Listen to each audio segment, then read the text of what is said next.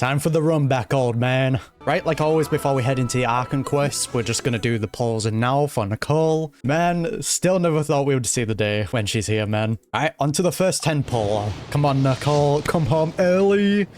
I don't want to go too much into my Primo Gem funds because Krai has already just battered it.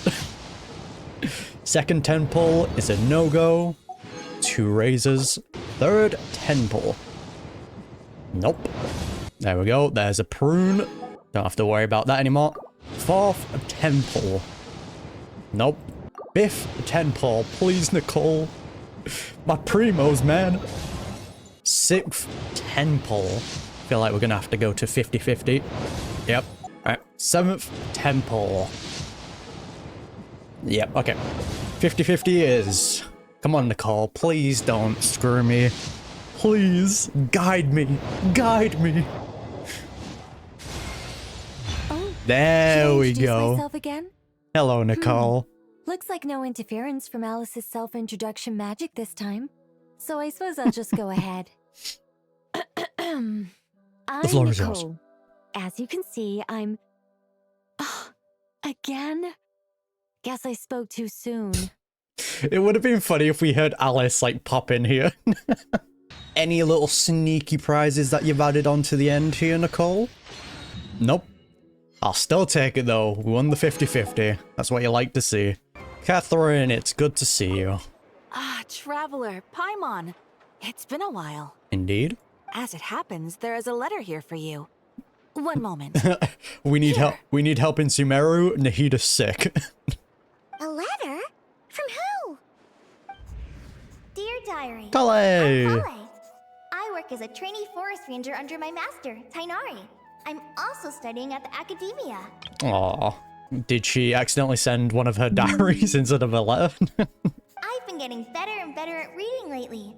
Mr. Al-Haytham says that the written word is a crucial medium for exploring the world and understanding oneself. True. That's why I decided to start this diary. That said, what should I write about? Things are pretty quiet in Sumeru these days. Life is good. Every day is a fulfilling and happy one. Man, that Collei birthday message, by the way, absolutely diabolical before they dropped this quest. When I think back to the days when I suffered from Elazar, or way back to when I was injected with God remains, I am in a much better place now. I hope it stays that way forever. So messed up, Hyaverse. Going back to the manga now, eh? I'll leave it there for now. Master said he'll take me shopping in Sumeru City today, which is great, because I've been meaning to visit the toy seller at the Grand Bazaar for a while now. Collei, time to go. Sethos. Yes, Master! Oh. Huh? that's not Tighnari. Oh. Hello? Here we transition. Ah, over to Collei. What's wrong, Collei? Is there something on my face? You're not my master. No, sorry. I didn't mean to stare. Did Master Tighnari send you to pick me up? So we're getting character POVs as well. Nice to see that hasn't changed. They're doing that more commonly now. Master Tighnari? What are you talking about?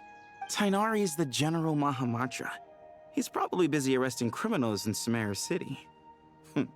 I mean, if that's what floats your boat, I can introduce you. But... oh, okay. Straight off the bat. Okay, Dottore's already having a good old time in Irminsul, it seems. He's already messing up the timeline. Jesus, man. It's been a few minutes. Wait, Master Tighnari is the General Mahamatra? But what about Mr. Sino? Interesting. So Collei's not affected by it. Unless this is just a weird dream she's having, which... possible. Sorry? Yeah, Sethos, Forest Watcher. Oh, you mean that guy who just joined the Vahumana Darshan? Rumor has it he's the leader of the Temple of Silence. If that's true, it's pretty impressive. Uh-oh. Sounds like you've been getting to know more and more people since you joined the academia. That's great, but don't let your forest ranger duties fall by the wayside, okay? Dottore, what have you done? What's going on? Sethos is acting like he's my master, and Master Tainari has taken over Mr. Sino's job. Is this some kind of prank? So I'm guessing whatever letter Collei sent us has allowed us to tap into her POV potentially.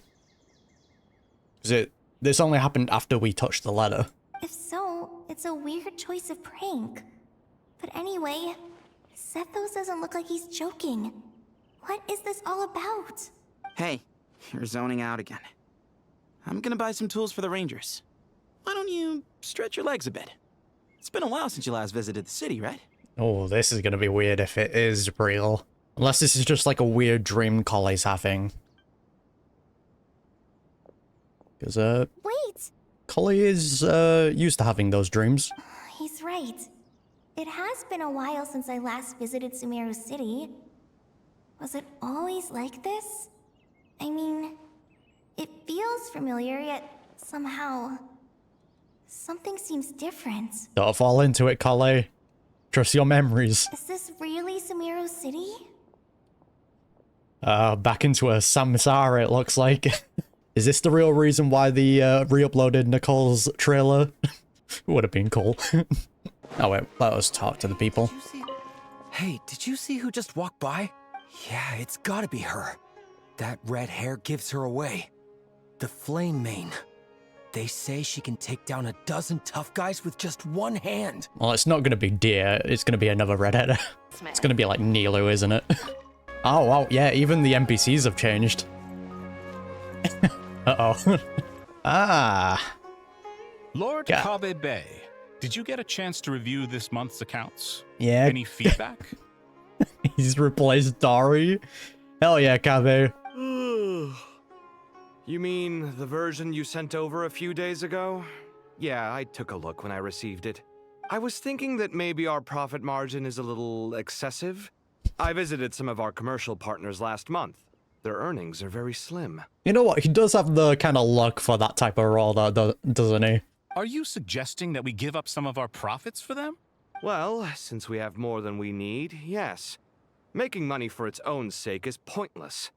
Don't worry, I've already planned for it, and the numbers look fine. We can adjust the rates starting from next month. That's interesting. So even though he's replaced Dari, he isn't acting the same as her.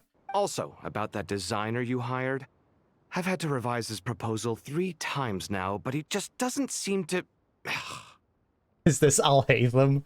No matter where it is, they're always bickering. Let's cut our losses. Pay him his fee and send him on his way. I'd like you to get Layla on this instead. She was Cyrus's student, and she designed the Palace of Alcazarzare. Seems like a much safer choice. I should really be writing down the different names for each roles now, because this is going to get confusing trying to remember them if they're important. They probably won't be, but I'm doing it anyway. Who's sneaking around over there? Hello. Mr. Kave? Do you recognize this person, sir? No. Yes, it's all Okay, right. good. We've met. This is Collei, Sethos' trainee. He brought her along the last time I went for drinks with him. Oh, this is bad. If this is real, it's very bad. What brings you to the city, Collei? Is your master here too? No, this is all wrong! Why is Mr. Kave saying that too? Tainari is my master, not Sethos. This can't be real. I have to ask someone else. There's gotta be someone else out there who still remembers the truth. Unless this is why she sent the letter to us, because she's like, hey, yo, traveler, everyone in Sumeru is switched. I don't know what's going on. Please help me. Hey, wait! Don't run off! How strange. What's gotten into her today? Oh, no, Catherine. Like everyone switched places. Catherine, no. Guess I'll keep looking around. I forgot his name, but we know you. The Grand Sage always used to disappear the moment he got off work, but recently, for whatever reason, he's been seen sifting through records in the House of Dana late into the night. The who now? We asked him if there was anything unusual going on, but he answered us with a question of his own. Don't you find it strange that someone with my personality would willingly accept the position of sage? Oh, that's fascinating. So if in this like timeline Alhaitham did become Sage, his like things might have been altered, but he knows, wait, with my personality, this is weird. Why did I do this? Okay, that's actually really fascinating for his character. I see Nilu and Dia. Let me guess. Nilu's gonna be Dia, and Dia is gonna be Dunazad. Oh, I'm pretty sure that's her there anyway. Why don't you go ask the Grand Conservator? Candace should be able to find you what you need. She's super friendly. I'm sure she'll be happy to help. Okay, another name to tie to a different role. Really? I always assumed she'd be tough to negotiate with. Fair enough. I'll try my luck at the House of Dana later then. Nahida must be in quite a bit of trouble then. We should really go visit her. So yeah, only Collei's role hasn't changed.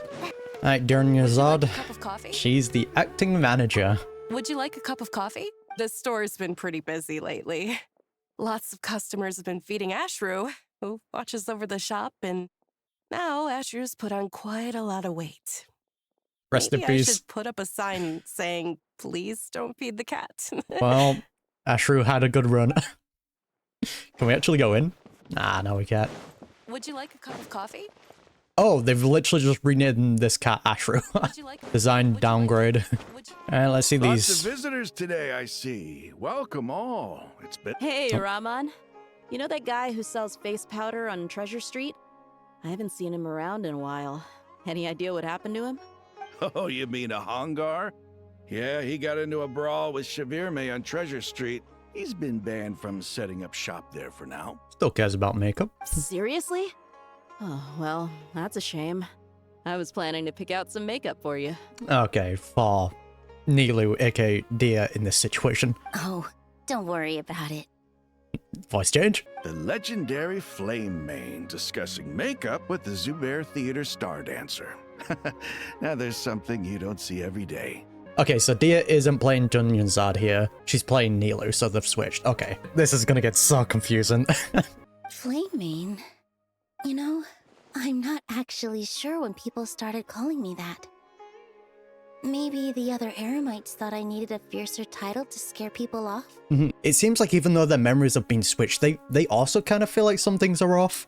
Like, from what we heard from the NPC, Alhaitham seems to be the Grand Sage, officially in that position.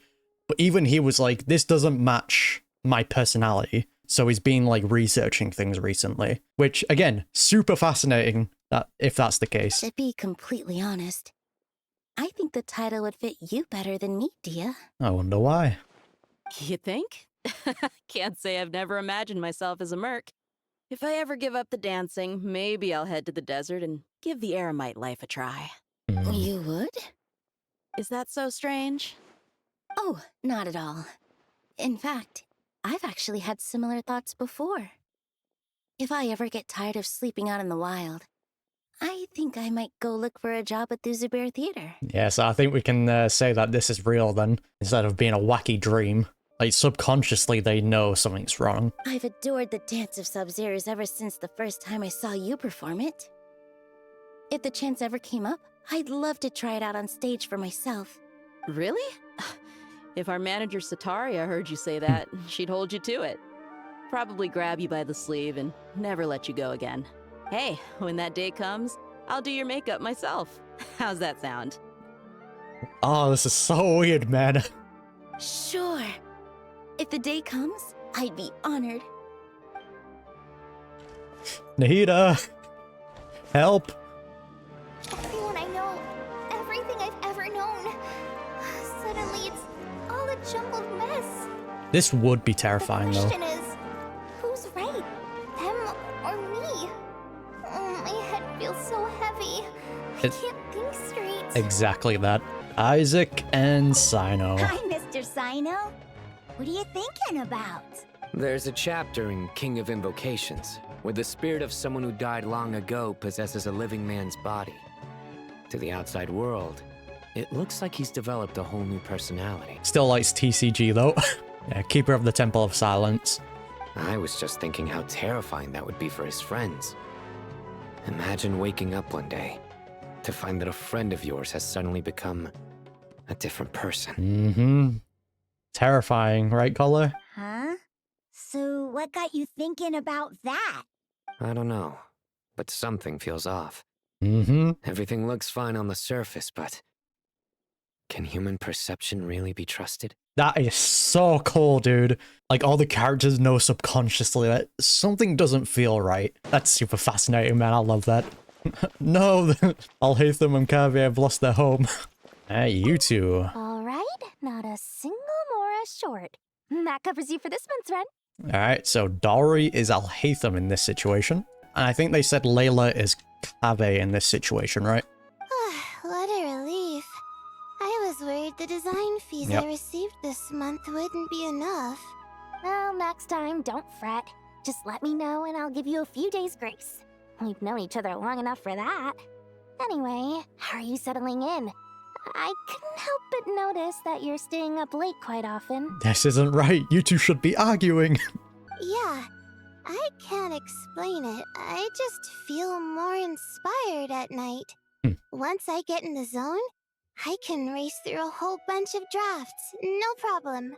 Yeah, so even though they've switched their roles, their characteristics are still coming through, right? With Sino, with TCG-related things, Layla with being more productive at night, you know, Kave with his kindness. Like, these things are all still showing, which is really cool. But what about you? I keep hearing you sighing these days. Is everything okay? I don't feel rich enough. Well, it's just... Don't you think this house is a little small?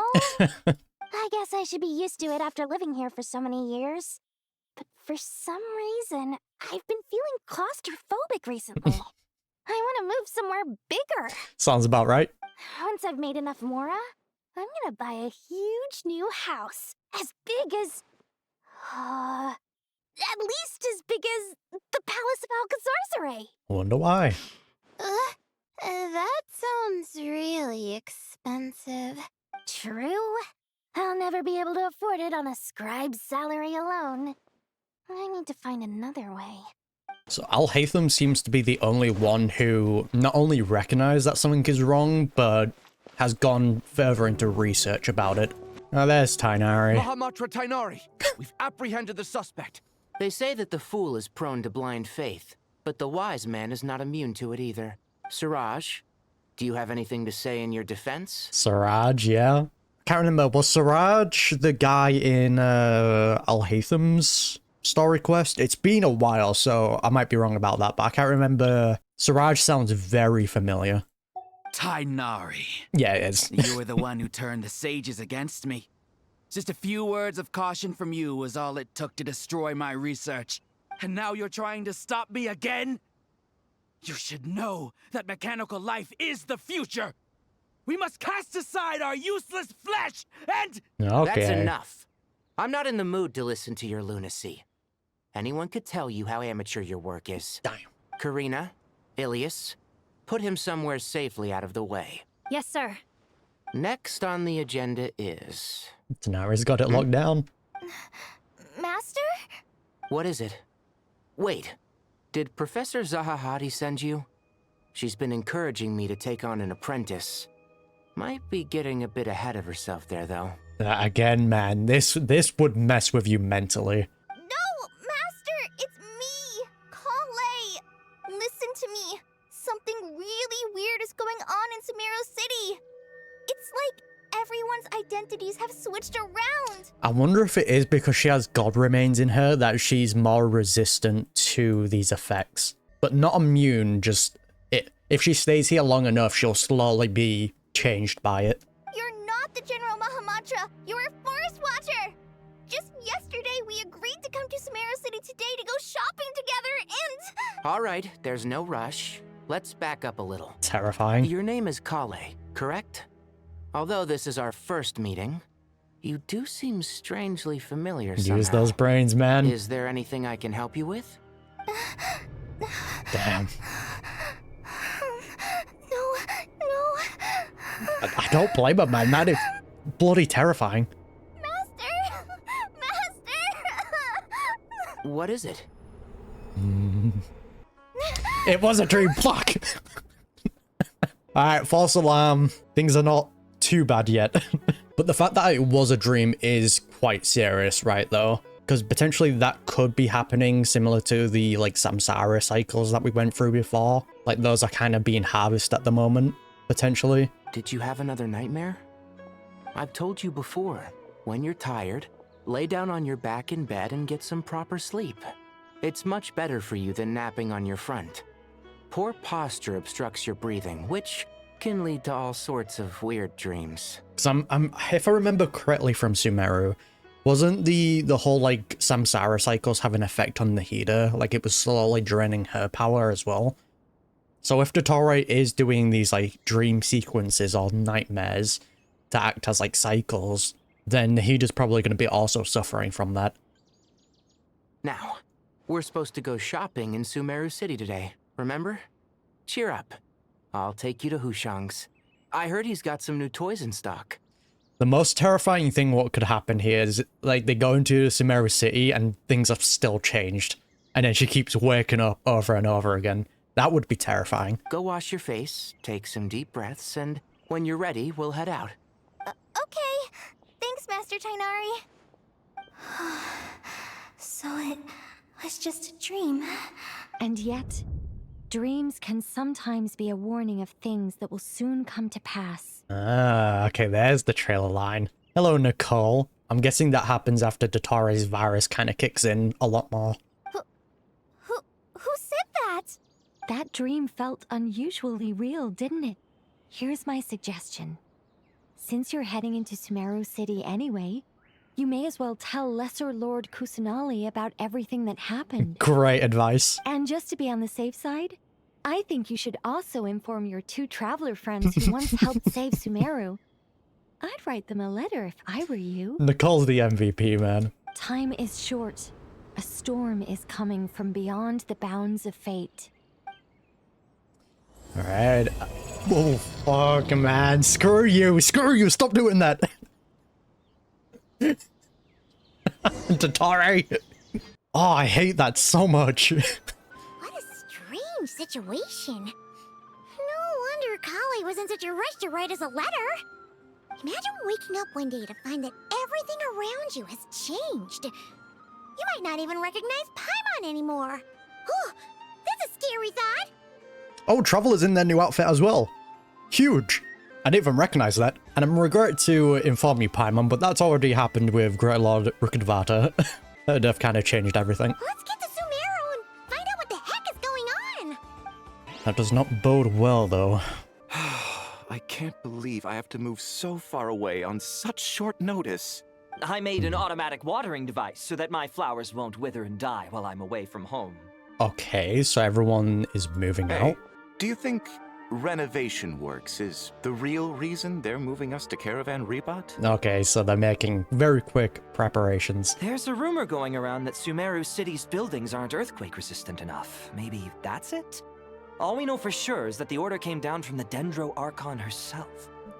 I mean, if Nahida has realized, oh, something in Irminsul is going wrong and messing with Sumeru, then she's probably like, all right, let's get people away from Sumeru, because they're probably the first ones affected by it. Oh, we have a sage. Thank you, Sage Balladuri. You really didn't have to stay with us to the end. Don't mention it. I'm your teacher. It's my job to look after my students. Is Panya doing okay? I think so. She just left the city with her mother. Pretty sure this is the first time we've seen this sage in person, right? I think we've just heard him mentioned This before. will be her first trip away from home. She's handling it much better than I imagined. As her father, it's quite a relief. I just hope they have a smooth trip. Pack up your things. It's time we got going too. Alright. Everyone's evacuating Sumeru City. As if work and family aren't enough to deal with already. Now they're telling us to move to Caravan Rebot because of renovations? Huh. I bet it's just some vanity project. Doing it for your own good, man. I don't trust the Dendro Archon, nor any of the sages. Especially not that new Grand Sage, what's his name, Nephis? If you ask me, he's the worst of the bunch. Ooh, a new Grand Sage. Nephis. So they finally found a replacement for Alhaitham. Because that was only a temporary role, right? Nephis, eh? Right, you two, are you two normal? Traveler! Paimon! Thank goodness. I'm so glad you made it. Of course! We won't let anything happen to you, Collei. So, what's going on in Sumeru City?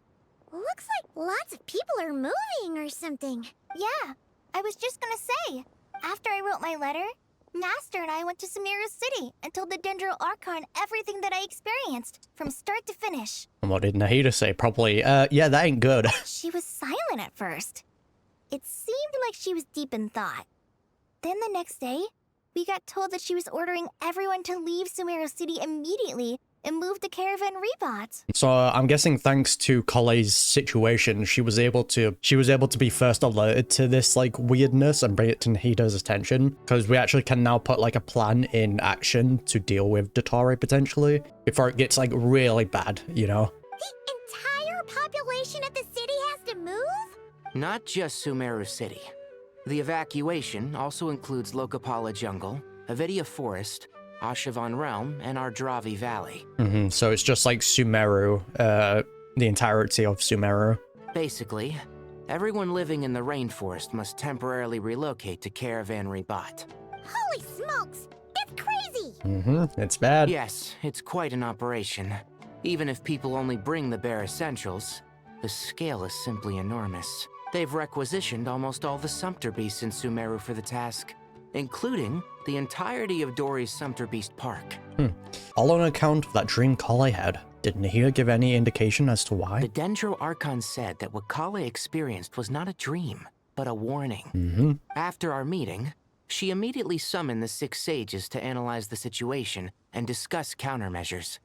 They concluded that the events seen in the dream are very likely to become a reality, and that an unknown danger is rapidly approaching. Crazy, but I'm still interested in this Naphis dude, who is currently the Grand Sage. Oh, please keep that to yourself. We don't want to cause widespread panic. The official reason they've given is a large-scale renovation of the rainforest ecosystem. People are skeptical, but there haven't been any major incidents. So far, at least. All it takes is something small to set it off. The Dendro Archon seemed really worried when we spoke to her.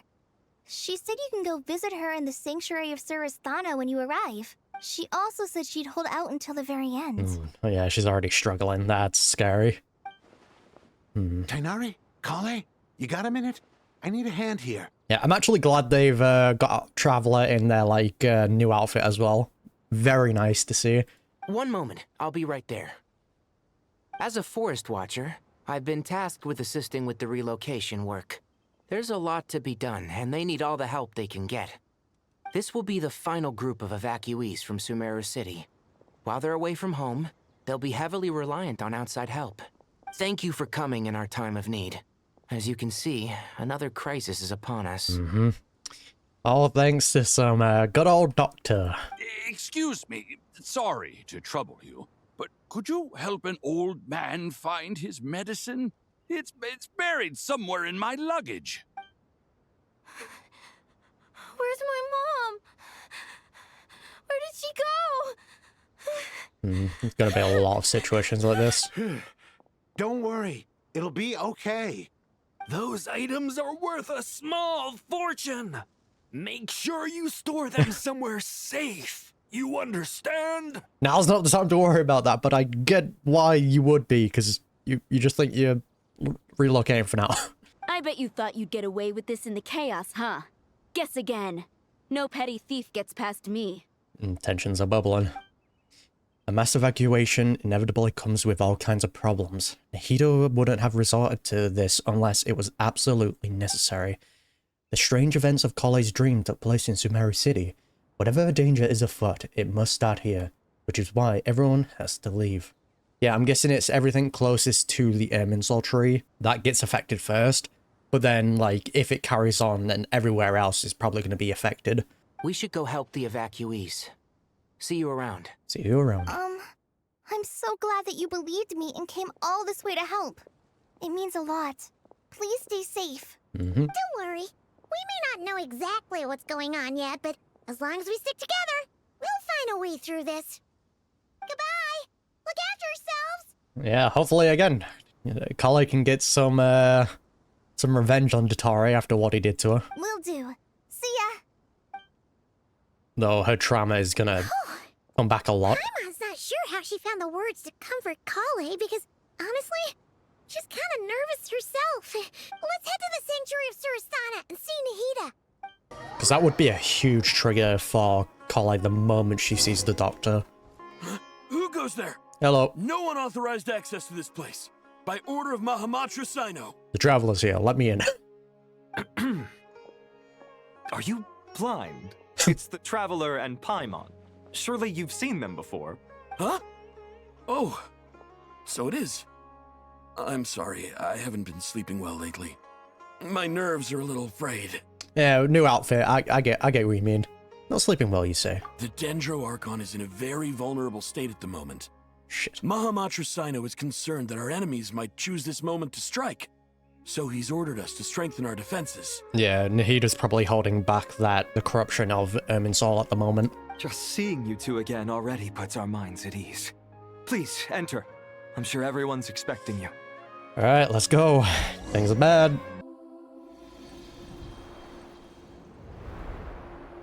She isn't locked up. Traveler, Paimon, you made it. Hello. Aha!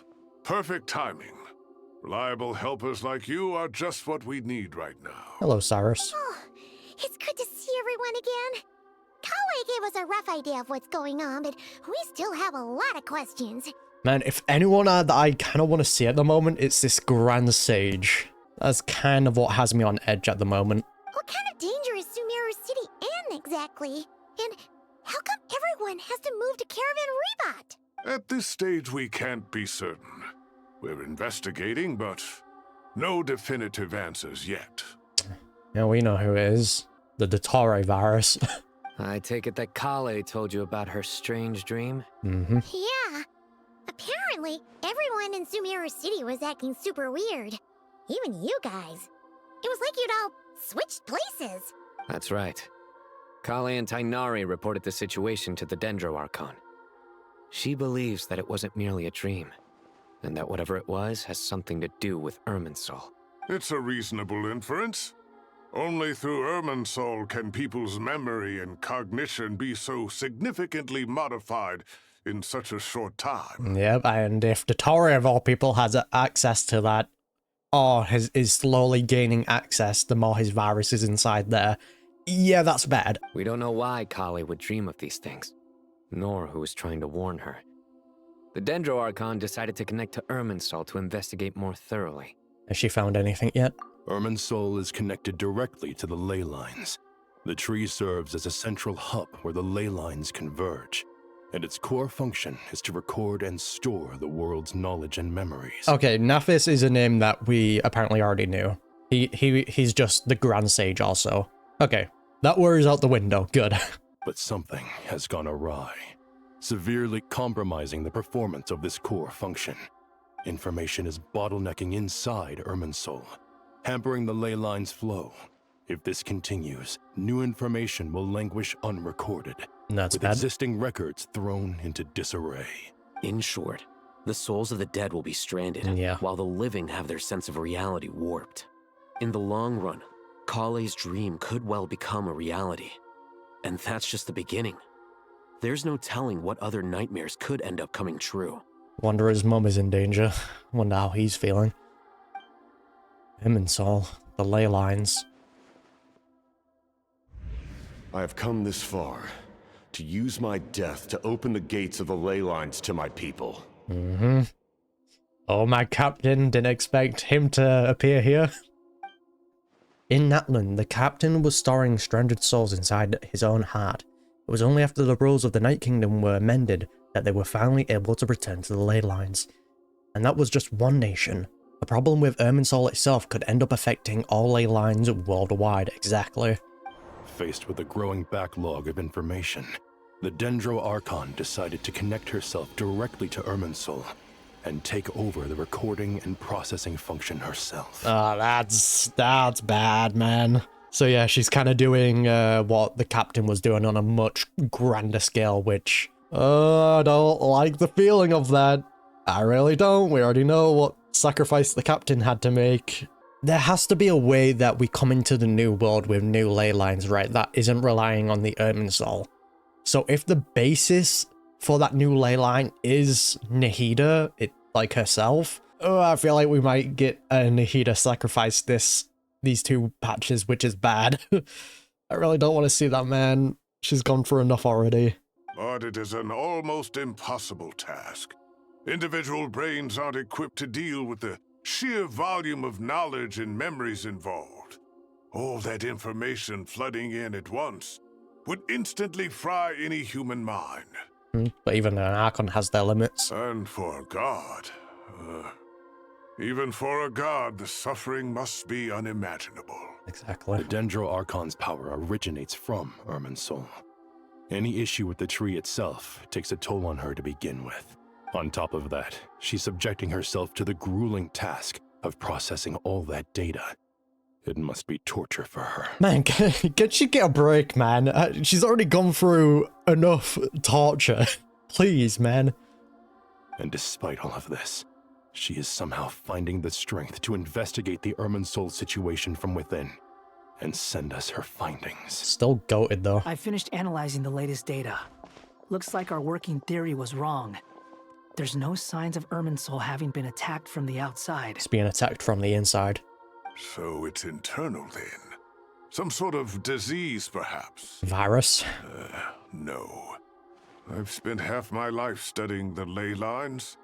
If Irminsul malfunctioned this easily, the world would have met its end long ago.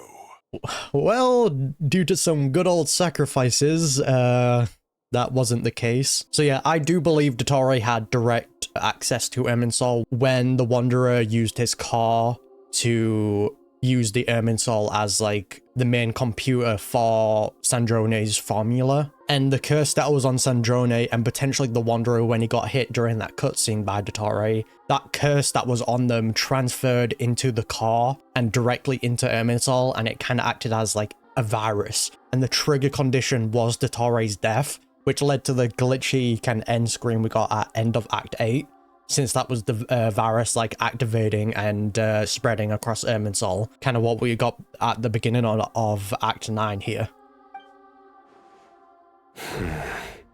Here we go. What's up? Sino? What is it?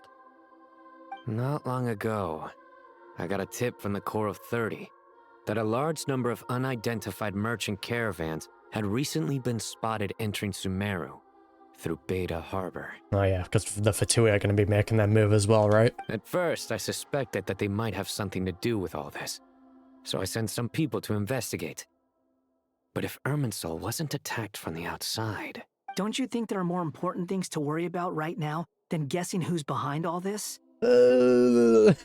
So, does that mean, like, the Fatui attack is, like, Pantalone has also worked with Dottore to plan this? Like, Dottore somehow got in touch with Pantalone through, like, a dream, potentially? Because it's weird how all of this has played out in very short time. It's been over 12 hours with no new intel.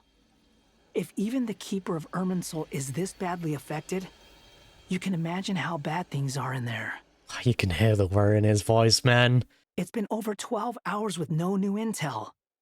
Oh, that's actually really sweet. Oh, she's back. Ah, shit. Oh, that's bad. Dendro Archon. Nahida! There's only so long you can deal with that. What's wrong? Her breathing is weak. Nahida! And her elemental energy levels are dangerously low. Okay, can we do some Descender shenanigans? We've got endless amount of power starting side of us. Can we do some energy transfer bullshit? Looks like it's time to move to the backup plan. What's the backup plan?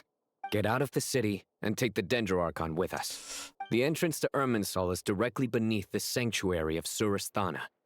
That means this is ground zero if anything goes wrong. This is going to be Fatui and Dottore's area the next time we come back. The Dendro Archon has a very strong connection to Irminsul. But theoretically, this connection should grow weaker with distance. Under normal circumstances, she can unleash her full power here. But with Irminsul out of control, our first priority is to get her away from here. Yeah, like her clothes are dimming as well, I believe. The situation is critical. There's no time to deliberate. Everyone in agreement?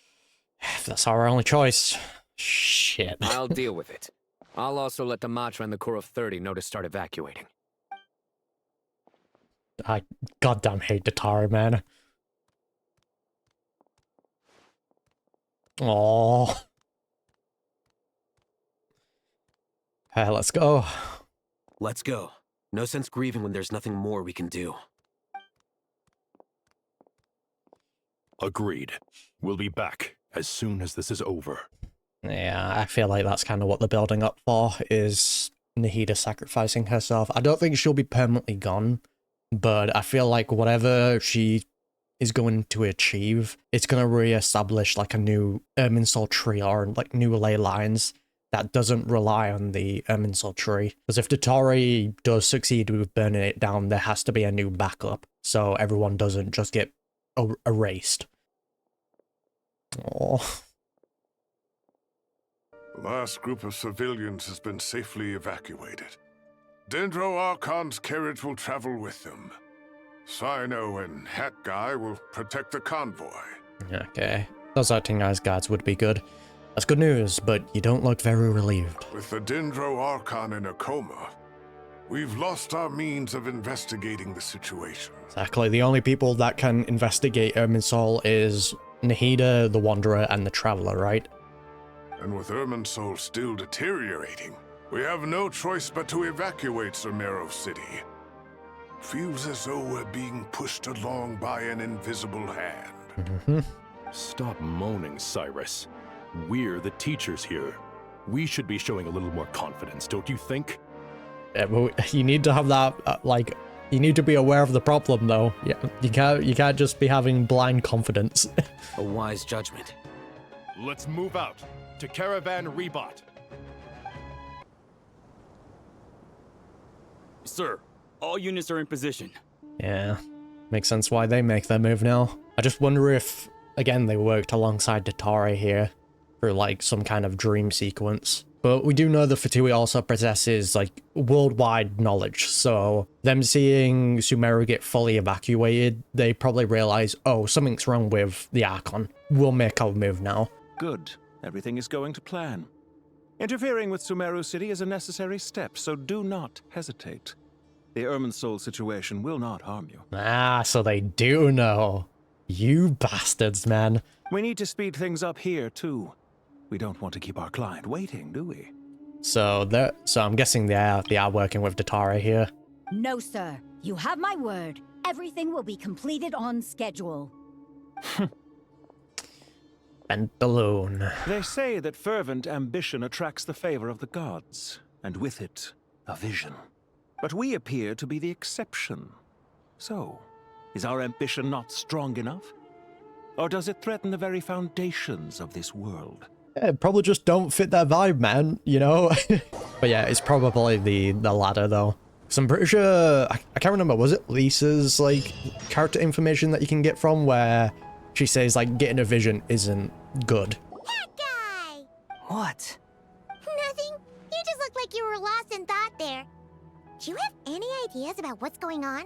From what I know about Irminsul, the system doesn't break down that easily. Exactly. I don't have the faintest idea who could have done this. Actually, one name did cross my mind. But, he's already dead. Nope, it's the curse, man, that he put on you. Got transferred to Irminsul. Okay, I'm gonna switch to Nahida here, see if we can read the character's thoughts, because we've actually saved. Actually, I don't think we can read them. So, can I assume that this period of time away won't count as part of the rental period? Maybe we should deduct it from next month's payment. Just trying to save money wherever you can. I respect it. Sure. Great! Wait, why are you suddenly being so reasonable? What's the catch? Cafe's left out the loop again. I'm always reasonable with rental payments. Like the time I refused to let you use that wine you brought home as collateral. That was a perfectly fair request, and you know it! Everyone runs low on funds now and then, don't they? And that bottle of wine wasn't cheap. You ought to be thanking me. Anyway, Sumeru City should be empty by now, right? With no one at home, I've been worried about security. I'm worried about burglars. What would they steal? That new scroll you bought? Don't worry, the Fatui's moving in. Ah! I'd almost forgotten about that. Oh, I only went and hung it up in the most conspicuous spot in the house. If anyone breaks in, it'll be the first thing they see. Well, no one but you gave it a second look while it was on display in the shop. I doubt anyone would go out of their way to steal it. Never change, you two, never change. You say that, but what if there's a thief out there who shares my aesthetic tastes? Could be a chance. Then you can only hope he shares your taste in expensive wine as well. Always worth having some collateral. You! You two are always great. Okay, yeah, we can't read their minds. We cannot allow bad actors to take advantage of the chaos. Well, a full-scale invasion of the Fatui is probably gonna do it. I'm sure we'll come up here later, so let's do this first. Hello, gang. How is the Dendro Archon? Her breathing is steady.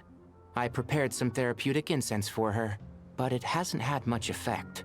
Her vitals are still very weak. Based on the information you've provided, I have a working hypothesis. Her condition is partly due to Irminsul's influence, and partly due to a physiological imbalance caused by the rapid depletion of her power. Makes sense. Again, though, it's still incredible that collei had that dream, because if she didn't, things might have been significantly worse. Elemental energy usually flows through the body at a relatively constant rate. The body grows accustomed to this rhythm, so when it's thrown out of balance, physical symptoms will appear. Is this similar to the ley lines?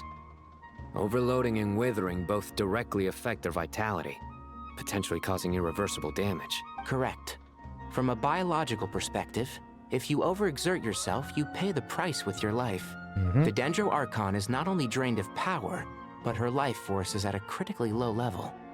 Yeah, which is kind of terrifying. Especially when we're in a situation where we might potentially need a new, like, Irminsul tree or new basis for, like, new ley lines. Is there any way to restore her health?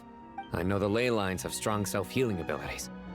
As long as any blockages or pollutions are dealt with, they can quickly regain their vitality. But what about people? Well, gods. What's their capacity for self-healing? We already have situations in the past where Greater Lord Ruknavata and Nahida has slowly ramped up their powers over the years, but that takes hundreds of years, right? We know, for example, if Nahida uses too much of her powers, she'll turn back into a branch, right? That necessarily doesn't mean she's gone. So I wonder if we'll see something along those lines here. Before we think about that, there's a bigger predicament to resolve. Restoring the Dendro Archon's power requires us to heal Irminsul first. But that will be extremely difficult without the Dendro Archon's power. That's where the Traveler comes in, and the Wanderer. Paimon's already getting lost here. Tighnari and Sino are discussing the current situation at pace. I have to concentrate hard to keep up. Master Tighnari and Sino look so serious. I've not heard Master speak in this tone for a long time. Tighnari. All the sages. Master Nephis. Sages. Tighnari, haven't seen you in ages. Have you gotten taller? Or did your ears get longer? Gift ball. Hopefully the former, Uncle Baladuri. Sino, where's Professor Cyrus? I thought he'd be with you. He went out into the wild to investigate the situation. He said that the Irminsul anomaly will likely start to affect the real world soon.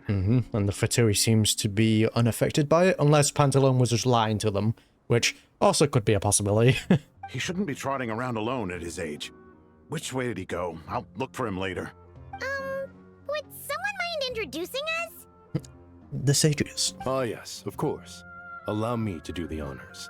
I'm sure we're all familiar with the Traveler and Paimon. They're the heroes who helped foil Azar's conspiracy and save Sumeru. These gentlemen and I are the 6 current sages of the Academia. Balduri and I are part of the Old Guard. The Chads. While the other 4 took office after Azar and his clique fell from power. Yeah, these 2 are the real ones, man. We have Sage Elkindi of the Spontamod Darshan, Sage Farnas of Kasharawar, Rataoist Sage Shakir, and finally Haravatat Sage Rusht. Rushed. Nice to meet you all. It's an honor. We've been working together closely to resolve this I've crisis. heard much about you. Delighted to finally meet you in person. You're younger than I imagined for someone with the power to stand up to fate itself. Thank you for lending your aid to Sumeru once more. Yeah, young, yeah. Once we're on the other side of this, could we get a photo together?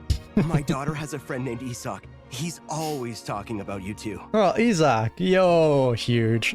The Nahida cosplayer. Of course! No true hero would deny a child their wish. Was it Isak? I think it was, right? Back to business. So with the Dendro Archon currently in a coma, the people have taken temporary refuge at Caravan Rebot. But they cannot stay here forever. We need to come up with a plan as soon as possible. For Nas, any thoughts? Well, firstly, having reviewed the data, I'm inclined to agree with your assessment. This doesn't look like an attack on Irminsul from the outside. Rather, it resembles a malfunctioning machine. Calculations going haywire and sparks flying. Makes sense. The Irminsul is just a computer. That being said, before we consider how to fix it, we need to understand precisely what has gone wrong. Furthermore, we somehow need to ascertain this without relying on the Dendro Archon's power. Which, man, it is crazy to think that Dottore did just inject a virus into the Irminsul tree. We have no direct access to Irminsul. However, we might be able to gather the information we need from the ley lines. Study the branches to learn about the trunk, in other words. That could work. But the only people that have direct contact is Wanderer, Traveler, and the Hexen Circle. They kind of know when things are changing as well. Wait, is that what Cyrus is up to? No wonder he ran off to research in the wild. Curse always one step ahead of me, isn't he? But can you really trust that information that you'll learn from the branches now, if, again, Dottore is changing things? I heard that while in the sanctuary of Surasthana, the Dendro Archon had to serve as the central information hub herself. This is a clear sign the situation within Irminsul might be far worse than we can imagine. Irminsul is vital, not just to the safety of Sumeru, but to all of Teyvat. We must be the ones to bear responsibility for this world. To be on the safe side, I think we need to consider some backup plans. Are you saying we should consider a scenario in which Irminsul is completely destroyed? Very well could be the case. I'm merely pointing out that the possibility exists. You have a valid point. But until worst comes to worst, I believe we should focus our efforts on resolving the Irminsul anomaly and helping it recover. Yeah. I mean, I can see us, like, beating Dottore and him just being the petty little shit that he is, just decides to burn down Irminsul on his way out. That I can see. And I'm hoping that he does come up with a plan to stop that, with, again, potentially becoming a new Irminsul tree or, like, new ley lines, I don't know. But that'll probably, again, require her own sacrifice. Rather, that just means she'll come back later down the line, like years and years down the line. I don't know, man. I'm kind of worried for that. Collei, I understand that you were the first to foresee this crisis. If it's all right, I'd like to talk with you about it in more detail. Of course. But even I don't know how I came to have that dream. The god remains ties with Dottore. If there are no signs of external damage, could it be a stress fracture? Metals tend to suffer from this issue with long-term use. And Irminsul has existed for centuries, after all. It's possible, but surely a stress fracture would be more likely to cause a complete shutdown rather than chaos. Come on, I hope they can link it to, like, a virus. Sages, General Mahamatra, sorry to interrupt, but something has come up. We got good old Fatui. What happened? Some citizens didn't believe that Sumeru City was really in any danger. They slipped away and hid during the relocation, intending to return home. Brother, if you're Archon and all the important people are saying leave, there's probably a good reason. You don't have to believe that it's, like, for a construction project or whatever. You obviously must know there is something wrong here. Leave. How many people are we talking? About a dozen. Sakura found them while on patrol, but they appeared to be suffering from psychosis. For whatever reason, they were trying to kill each other.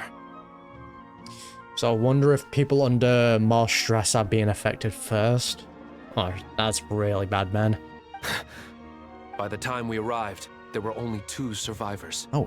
One was unconscious from their injuries. The other tried to attack us, but was subdued. Where did this happen? Near Yasna Monument. That's not far from Caravan Rebot. Yeah, if Dottore is kind of making people go insane and starts making them kill each other, that's bad, man. Master. I know. The Irminsul anomaly is beginning to have effects in the world.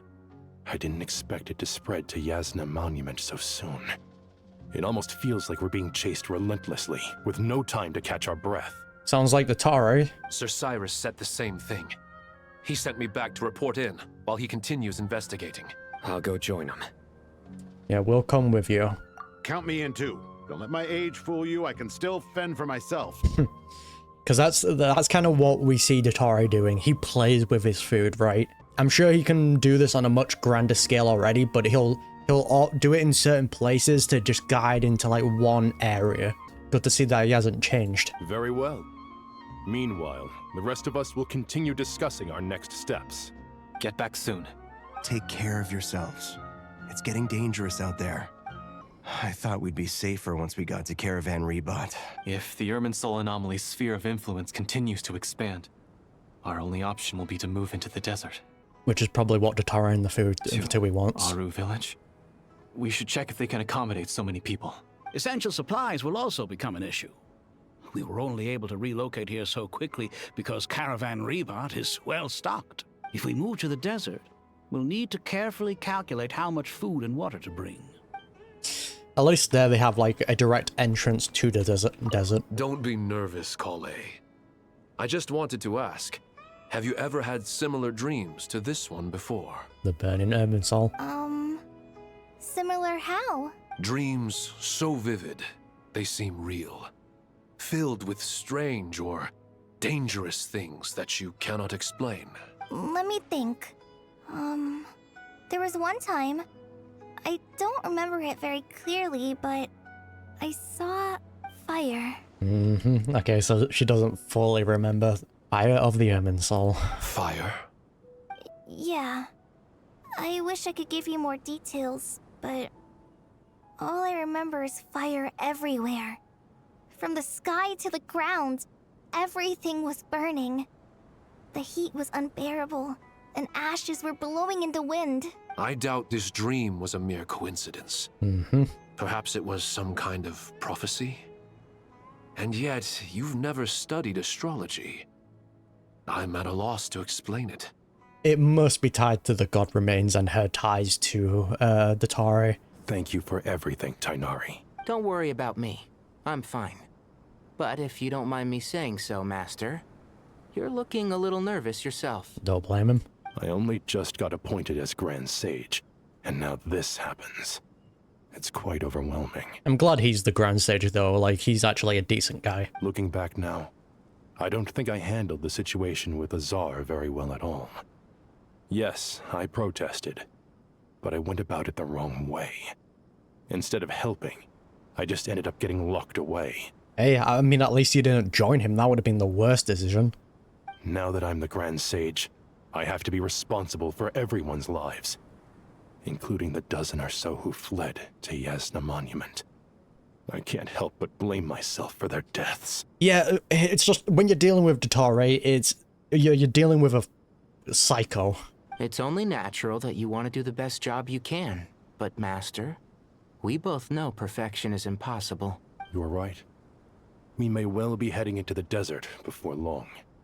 Feeling up to it? Oh yeah, Tighnari hates the desert, doesn't he? We left in such a hurry that I didn't bring any sun lotion, but I'm sure I can make some from local ingredients here. That was a big part of my graduation thesis after all. Still remember? Of course, like it was yesterday. I remember asking you if you'd like to stay and teach, but you turned me down without a moment's consideration. Anyone else would fight tooth and nail for the chance to research by my side, but you couldn't get out the door fast enough. Weren't you afraid I'd hold up your thesis and stop you from graduating? If you'd pulled a move like that, I would have reported you to the Matra right away. You wouldn't give me a second chance? What about the bond between mentor and student? Nah, do my own thing. No, Master.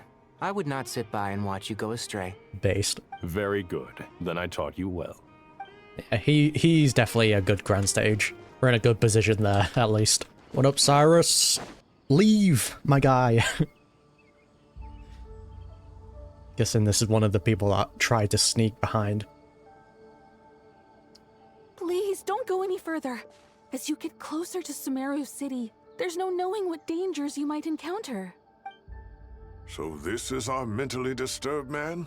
Oh, okay, this is one of them. I'm going to gut you all.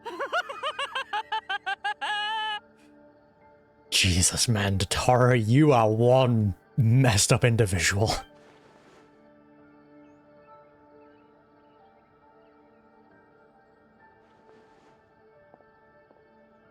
Cyrus, you didn't even bring a single guard? Do you think you're some sort of warrior? It's fine. Come here and look at this. There we go, that looks like Dottore's digital things, right? Oh, it's... A ley line blossom. That's right. Flowers that bloom from openings in the ley lines, indicating some sort of anomaly. Digital. I don't believe I've ever seen a color like this before. Come on, traveler. Use your brain here. Did you discover it nearby? Not just here. Way over there, too. They're everywhere. There's even more in that direction. Yeah, so it looks like we're being directed in a certain direction. How did you ascertain the situation further ahead? Didn't you just say that we can't go beyond this point? Yes. This area is relatively safe so far. But if you continue forward, delusions will start afflicting your mind. However, some vision-bearing mercenaries were able to maintain their sanity a little better. Makes sense. They're the ones who brought back news from further afield. Yeah, we already know vision bearers are always kind of resistant to these things. Rather it be like corruption, withering, that type of thing. Sino, do you remember the class I taught on dissecting ley line blossoms? I do, Professor. I received full marks in that course. Okay, brag a little bit. Good. After all these years, it's time to put that knowledge into practice. There must be anomalous information hidden within these blossoms. Alkindi, I'll need your help as well. Yo, can we touch them? We may experience some kind of thing. We normally do. Been a while since we worked on a project together, hasn't it? Sure has. Well, what are we waiting for? Let's get to work. Yeah, because I kind of feel worried with these guys touching, like, Dottore stuff, you know? Anything we can do to help? Nahida once said that Irminsul doesn't contain any information about me, so yeah, we won't be affected. So theoretically, I shouldn't be affected by such anomalies. We'll head a little further out. Yeah, we'll see what else we can find. Will you need my help? I should be fine. All right, well, don't go too far. There's too many unknowns at this stage. Should we bring Paimon with us, though? I know Paimon has, like, immunity to kind of corruption, but we also know she is tied to Irminsul, since she did forget Greater Lord Devata. But we also know she isn't affected by, like, corruption, you know what I mean? So maybe she won't get affected by this? It's hard to tell with Paimon. Let's regroup at Caravan Rebot later. Don't worry if you don't show up. I'll come and find you. Dark clouds gather in the sky, a sure sign that a storm is approaching. Slowly but surely, the strange weather is spreading. The rainforest creatures must have sensed that something is wrong, because they're beginning to flee too. We don't have much time left. Tighnari said that to help the Dendro Archon regain her power, we need to heal Irminsul. But healing Irminsul requires the Dendro Archon's power.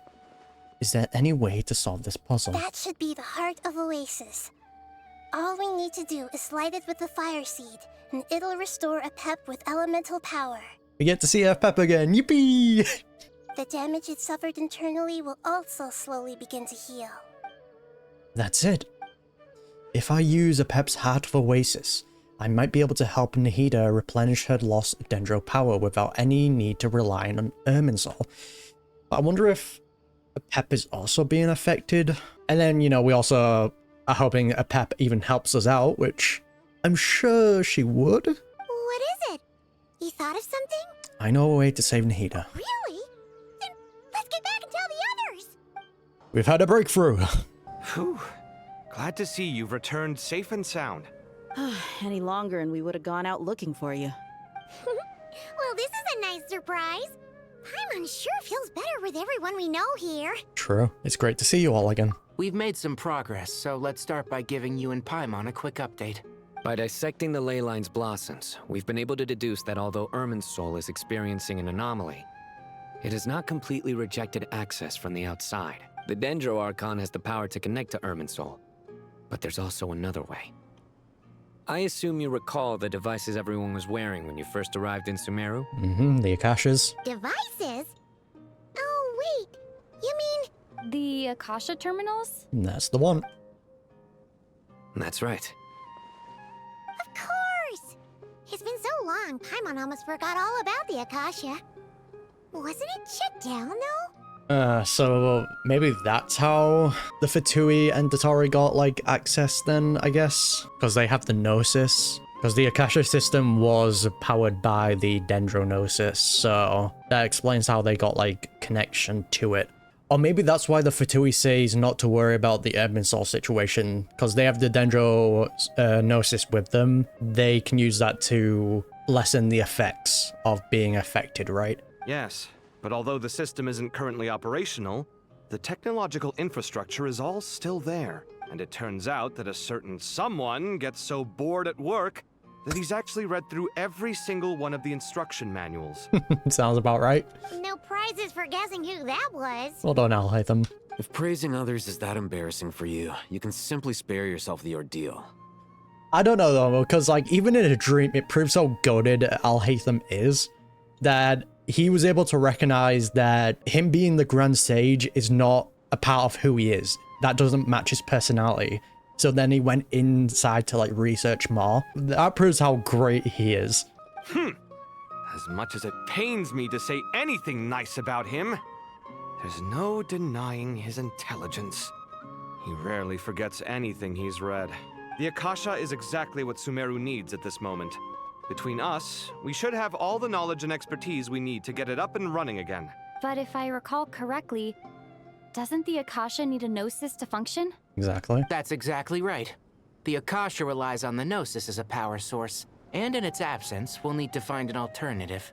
To tackle this problem, it looks like we'll be relocating once again. Unless we can use the Heart of Oasis to have that be the stand-in, since we brought that up recently. Namely, to the Temple of Silence.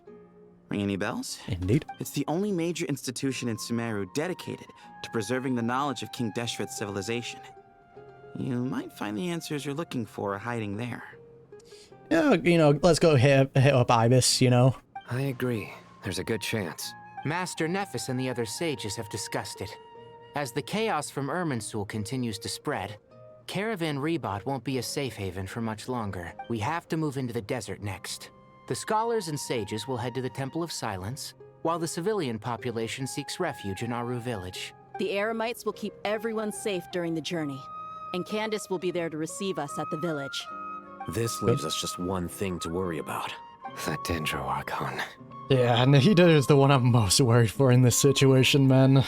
Because I feel like she's going to make some sort of sacrifice to preserve the knowledge of this world. Again, I don't think that means that she's going to fully die, but she's going to disappear for the time being. She's very weak.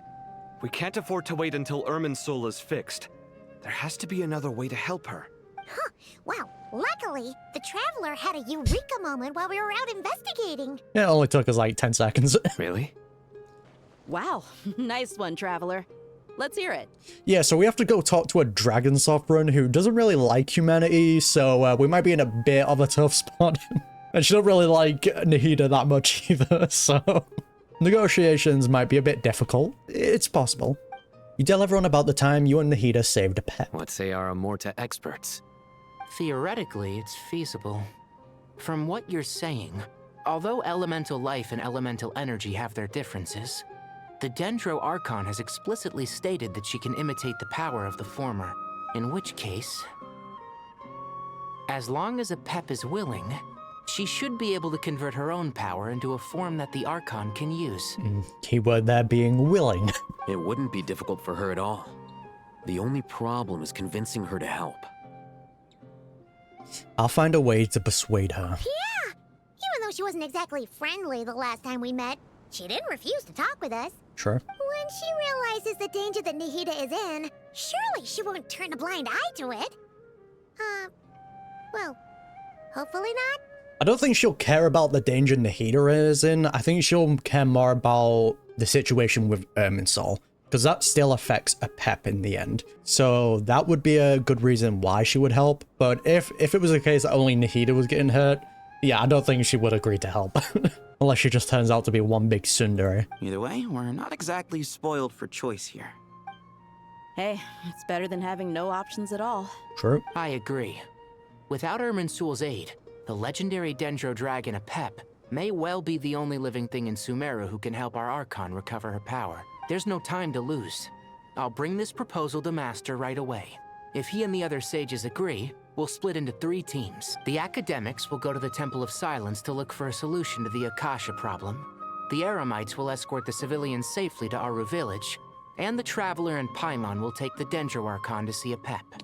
I'm excited, man. I wonder if this is where we meet Jet, because we saw her in the live stream. Man, that's still, I'm so excited to see that. There's still a long road ahead, and no knowing if we'll make it. But at least we have a direction now. I'll take it over floundering around in confusion. If there are no objections, then let's proceed. But before we adjourn, I would like to leave you all with some parting words. If this is a joke, man. No matter the distance between us, there will always be an invisible force tying us together. May the bonds forged in the past shine bright like stars and open a new path before our feet. Huh. Is that from King of Invocations? Probably, man. No. This one's from King of Invocations, the sequel. Yeah, that's us, I know. What's the difference? The sequel's much cooler. Couldn't agree more. Well, it was very apropos. Once this is all over, I'll give everyone a copy of King of Invocations and the sequel to show my gratitude. Huge. Come on, let's get moving. Well, at least Sino lightened the mood a little bit. We need it. Tighnari has brought me up to speed. I approve of your plan of action, but we can't proceed with everything right away. The people need to rest. For many of them, this will be their first time in the desert, so we'll need to find additional personnel to help escort them. And dealing with the heat and then the coldness, like, it's a lot to ask for people, especially if they've never been there, and especially for a mass evacuation. You two, please go on ahead with the Dendro Archon. Let's rendezvous at the Temple of Silence later. No problem. We got this. You got it. Words can't express my gratitude, so let me just say, I hope everything goes smoothly for all of us. Goodbye for now. I'm hoping too, but I feel like there's going to be some sort of sacrifice. Especially something on this grand of a scale. Alright, let's get going. If Paimon remembers correctly, the last time we saw a pep was in... the desert. Traveler, Paimon. Could I borrow you guys for a moment? It'll only take a second. Always collei. Collei? What's the matter? Well, the thing is, Master Tighnari once told me, after you raise a problem, you should think about how to resolve it. But ever since I had that dream, I feel like I haven't been of any help at all. First of all, the fact that you even had that dream and you was able to warn Nahida about it, that alone makes you extremely goated, so don't downplay that. Because this situation could have been significantly worse if you didn't do that. Yeah, I feel like you're probably gonna do some other massive stuff here because this is related to Dottore, and I'm hoping you, because of your existence, that comes back to bite him in the ass. Because that would be poetic. I tried my best to keep up with the conversation, but there was so much new information. I couldn't take it all in. So, I just wanted to ask, do you have any tips for me there? Don't play this music as well, man. Ah. Paimon knows exactly how you feel. But fear not, everything you need to know is right here in Paimon's notes. Sumeru chapter. Here's the lore recap, collei. Watch this YouTube video. It's got tons of info about all the things we've seen and heard on our adventures. Some parts are a little simplified, but hopefully it all makes sense. Sure kept that one quiet, eh, Paimon? You see? Being the greatest guide in Tibet isn't just a fancy title. It takes a lot of hard work. Paimon's intelligence is quickly rising as of late. Paimon doesn't always understand the things you're talking about with other people. Whenever that happens, she notes down the confusing parts and goes over them in her own time. Good thing to do. This is perfect. Could I borrow it? Sure. Matter of fact, you can keep it if you want. Paimon has another copy. Yeah, Paimon, you've been very intellectual as of late. As we're getting closer to endgame, you're changing a lot. The spare copy was originally meant for the Traveler. Paimon used to worry that one day she might not need a guide anymore, so she wanted to have a gift for her, in case we ever parted ways. More foreshadowing, man. They keep doing this more and more often. Really now. But it doesn't seem so necessary nowadays. We have so many more places to see together. One copy will be enough for both of us. Thank you so much. But still, these are your treasured memories. I think I'll make my own copy and then return the original to you. This information is going to be really good for Collei, though. Because again, she has a lot of ties to Dottore and, you know, the God Remains. So if those can be used to bring down Dottore or just stick a middle finger up at him in one way, that I'm fine with that. Anyway, that was all. I won't keep you any longer. Have a safe trip. See you again soon. See you, Collei. See ya! Alright, time to bring the Hida to see a Pep. Let's hope that old grouch is in a negotiating mood.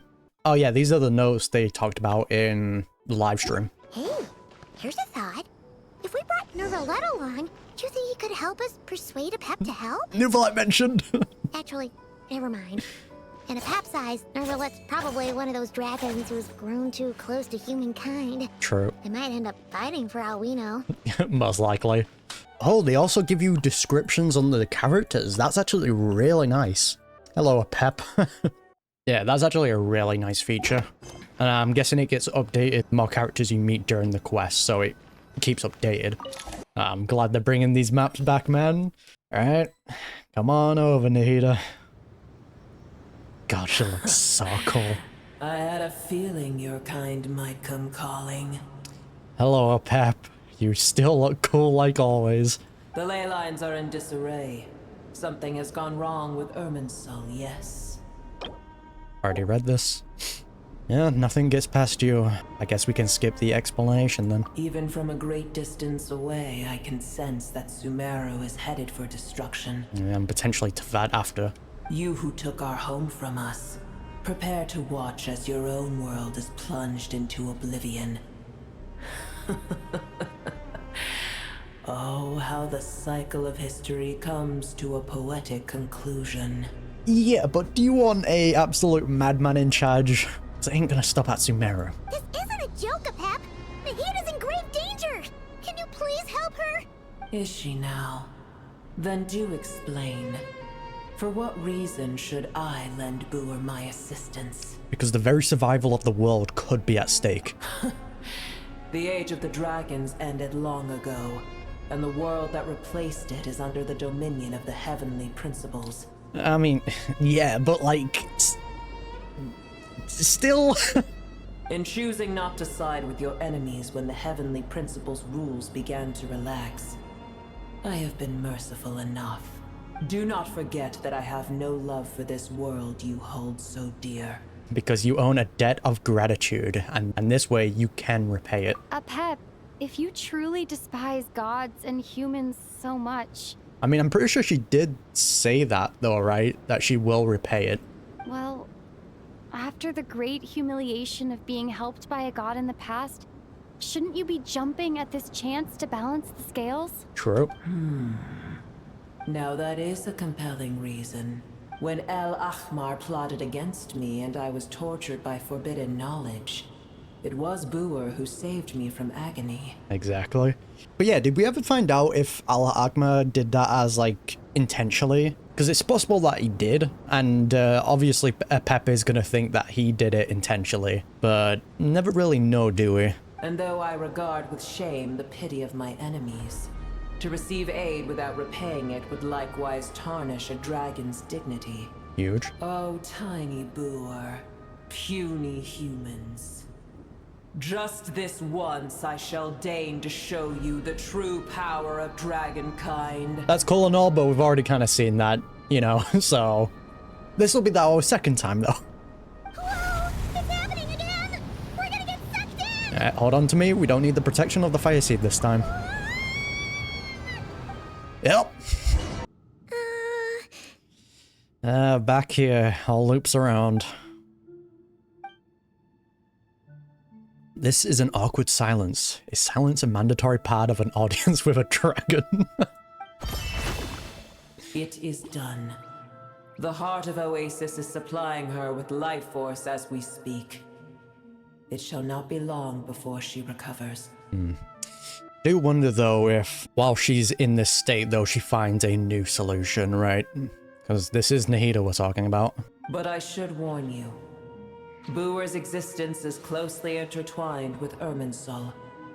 Unless the issues plaguing it are resolved, she will never completely recover her former strength. Makes sense.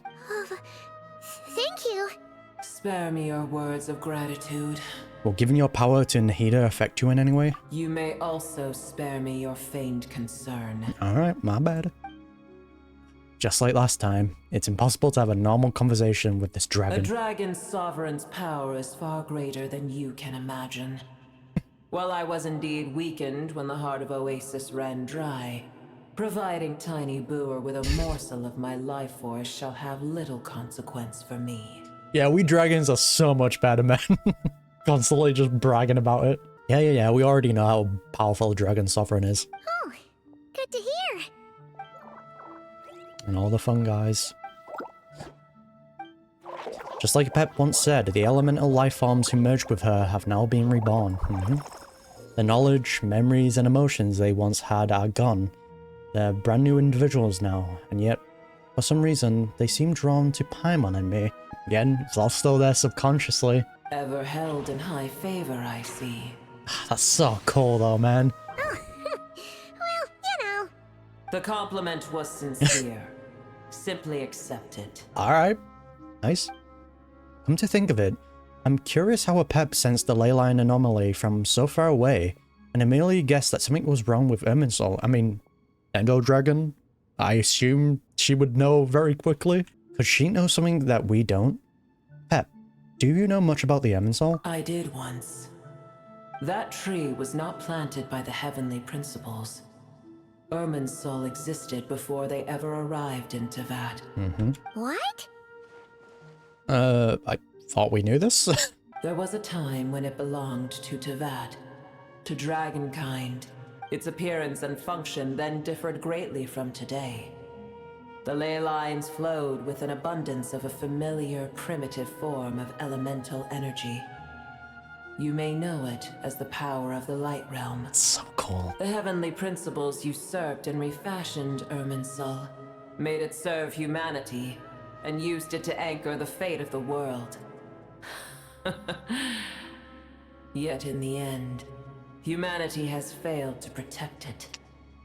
Oh yeah, because that's kind of the fate that we're on, right? The destruction of the world. The angels foresaw it, so did the people that kind of worship them. The only way to change it is by defying the heavens. Heavenly principles, God of gods. It makes me sick. The enmity between your kind and mine can never be bridged.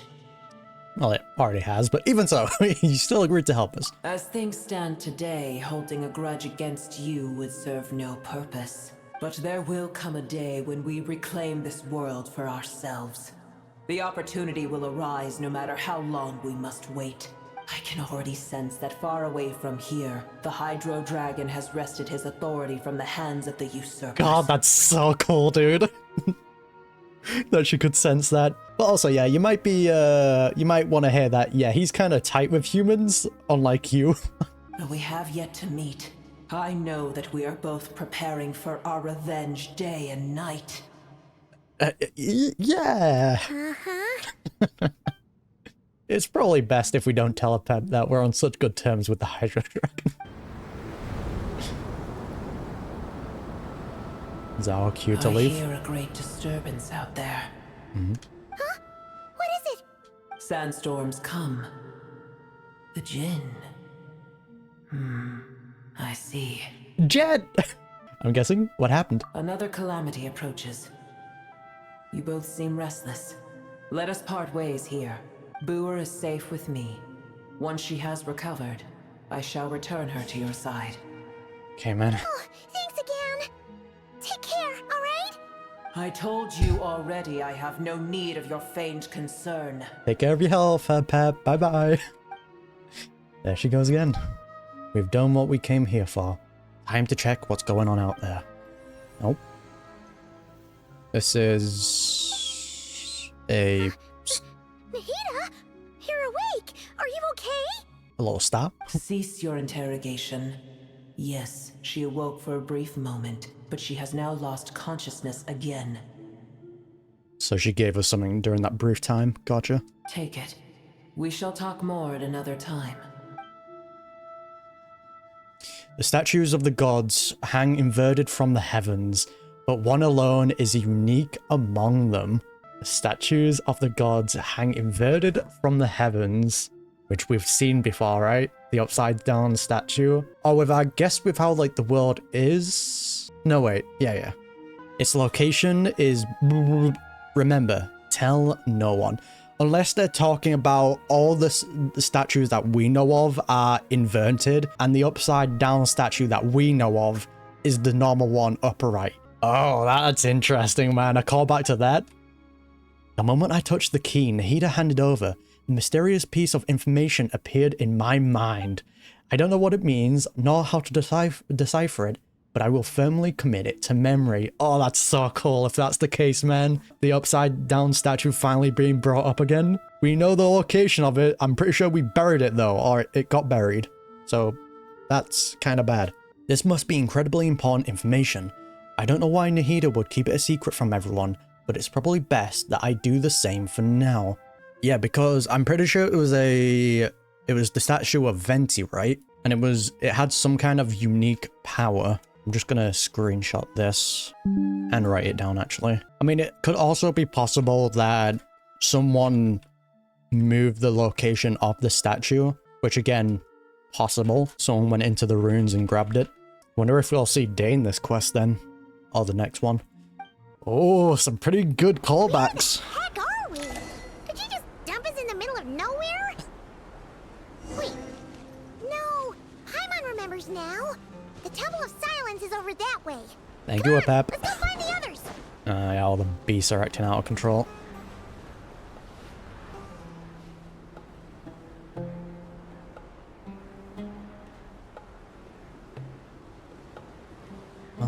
There's no need for everyone to stay here. I'll protect the sages.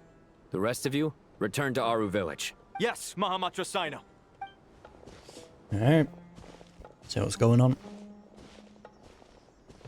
Sino! What's going on? You're back. How is the Dendro Archon? She's in a good state. She's still with a pep, but she's recovering. A pep gave Nahida some of her own life force. What a relief. What's with these sandstorms? It's the Jinn. Countless Jinn have stirred up violent sandstorms across the desert, blocking our path to the Temple of Silence. Oh, okay, so he's gotten control over the Jinn now. Hopefully the racist Jinn is still fine, though. I can't remember. Didn't we lose the Jinn at the end of the world quest? Or did she kind of move on to, like, a different form? I don't know. It's been a while. Tighnari and Collei have returned to Aru village to help. The Jinn are being highly aggressive, so both the village and the merchant caravans require protection. It's just one thing after another. Where did all of them come from, anyway? In all my trips to the desert, I've never seen anything like this before. As I see it, the only possible candidate is Gurabad. Gurabad? Gurabad? Baladuri could explain in more detail if he were here. All I know is a rumor I've heard about from previous trips to the desert. Supposedly, a great number of dormant Jinn lie sealed beneath that city. Yeah, we've also met one of them. They were quite the individual. Jinn from Gurabad, huh? A familiar figure comes to mind. Gurabad is, for me, a fated land. I must therefore return back to this city, where my destiny awaits me still. Nah, that's what happened. Okay. Man, it's... Yeah, so we're actually going to be seeing these characters be voiced now. That's so cool. I'm just excited to meet Jet, man. My master, I am sorry that I couldn't stay by your side for long, and that I could not have more time to get familiar with you. And yeah, once again, they're actually bringing a lot of the world quest now into the main story, which absolutely love that. We started seeing that in Natland, and they've really kind of upped that now. Lilipar. Paimon and I should take a trip to Gurabad. So I wonder if she foresaw that then, unless she only said to return back to her destiny because that's her punishment, right? That King Deshret kind of acted on her anyway. So unless all the Jinn are currently being corrupted and only she's the one unaffected, or could be the case that all of them are affected, including her, which would be bad, since as it says here, she is the mother of the Jinn. So I'm guessing she has some sort of like higher tolerance to the corruption. Yeah. We once said goodbye to a friend there. Well, maybe not a friend exactly, but someone we met on the road anyway. She was a strange bottle. Yes, she was indeed. If we can find a way to wake her up, maybe she can help solve the situation in Gurabad. Well, be careful. You may find there's more than just the Jinn to worry about. You mean there are other dangers in Gurabad? It's a sensible assumption to make. The moment we arrived in Caravan Rebod, the Irminsul anomaly started spreading in that direction. Now we've moved to the desert, and suddenly we're plagued by Jinn and sandstorms. He's just playing with us. Oh, well, they're directing us into one path. To call it a coincidence would be a stretch. Definitely not. Don't worry, we've gotten a lot stronger since our last stint in Sumeru. True. Alright, bring it on. Dottore infused beasts. When did they show up? Been here for quite a bit, to be honest. It appears the monsters native to the desert have been stirred by the Jinn's activity. Alright, let's go, traveler. Yeah, these beasts are cooked, man. We should get going. We'll take care of things here. Makes sense, though. Sino alone will clap him. Be careful. You too. Don't do anything too risky. You got it? Got it, Cave. Sweet of him. Well, since we can't use Nahida, might as well switch. The Jinn are swarming out of Gurabad. Looks like Alvita was right. Jesus, alright. Let's get inside, see what's going on. They did not hold back, man. That was on sight. Without further ado, Jesus, man. Lofty wisdom will show us the way. Let me go, man. Let me go. Damn, alright. Aggressive little shits. They just keep coming. How many of these things are there? Should be able to handle it. Now we've got it. Target spotted. All units at the ready. Yeah, Fatui. Makes sense. Are they the ones behind all this? Definitely working with Dottore, it seems like. You struggling there, Fatui? Oh. Fighting Jin with one hand and Fatui with the other? This is pure chaos. Very cool, though. I'm sure we just can leave them, but I wanna just bar them. Okay, they infinitely spawn. Alright, you guys carry on with that. I'm leaving you behind. Do you see that strange machine?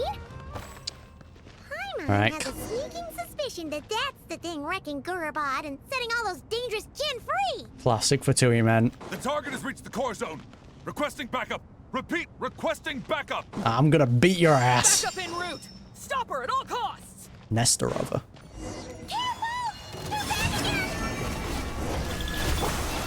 You ain't stopping me.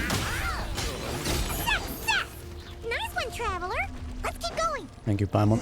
Yeah, I'm guessing they're infinitely spawning. We just gotta break them. Shut it down. This hunk of Jin's gone kaput. Now we can finally... Big boss. It Yep. seems my subordinates failed to stop you in your tracks. I didn't expect you to come here personally, my good sir. Is this the first time we've met in person? I think it is, right? Apologies, sir. There is no need to apologize. You did well to hold your ground against such a powerful adversary for as long as you did. I must commend your courage and perseverance. So you knew we would come. So, you're in charge here, huh? First the problems with Irminsul, now this mess in Gurabad? Are you the ones responsible for all this? I'm afraid I cannot answer that. But yes. I assume you aren't naive enough to expect answers from an enemy. Go on down, pull down the hood. We already know who you are. This guy is so snooty! However you want to spin it, you're clearly involved in this somehow. So you can either start talking, or we'll have to make you talk. Let's get him! Traveler, what's wrong? Thinking. Something seems unusual about him. Is he trying to provoke us? This feels like a trap. Yeah, the fact that he came here personally, something's up. Judging by the tents and the supplies, there must be many more Fatui stationed here than the few we saw on our way in. So where are the rest? You're remarkably calm. Some would act more rashly upon finding the ringleader all alone. But you keep your cool.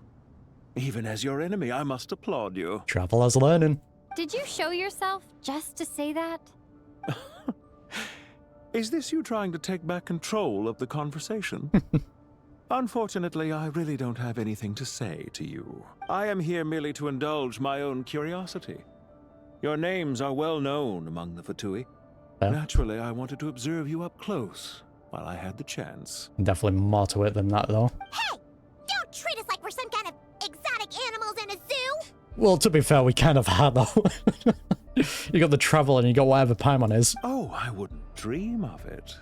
You seem rather predisposed to misunderstand me. I'm quite aware that you are both heroes of great renown. You have resolved crises in many nations and won countless allies along the way. That we have. I've been following your adventures with great admiration. My only regret is that the trajectory of your journey conflicts with our goals. What do you mean, admiration? Sorry, but that sounds pretty weird coming from you. Yeah, look, we're fine with, like, teaming up with the Fatui if they're chill, and we vibe with them, but if you've got this mysterious villain vibe going on, yeah, I don't know, Chief, unless you start talking. I don't see why. We may happen to occupy opposing sides, but there is no cause for deep-seated enmity between us. To respect one's enemy is to respect oneself. Well, now that you're observing us up close, what do you see? I've observed as keenly as I can. Yet, while I endeavor to understand, your true strength remains a mystery to me. Mm-hmm. And we've gotten the power upgrade from Columbina, so that alone is huge. She unlocked a few of the restrictions on us. Violence is not my area of expertise either, so, you see, I would much rather converse with you like this than determine a victor with the edge of a blade. That's the cunning villain. Besides, I've heard that even 3 moons in the sky fail to eclipse your brilliance. I know better than to bite off more than I can chew. Yeah, but you are working with Dottore though, so screw you. I assume anyway. 3 moons? So, you have a connection with the Harbinger, the Doctor. Indeed. Well deduced. Our commander Dottore died in Nodkrai, but there are things that do not end with his departure. We must... My guy, can you like lift up your hood a little bit? Let me see if you have glasses. I mean, like, he's got the earring, so obviously it's him, but it's still... Look at me. I almost divulged more than I should have. Saying our commander, though. But there are things that do not end with his departure. Yeah, so that was still part of their plans. What are you after? Revenge for Dottore? Or are you plotting something else? I've said quite enough, I believe.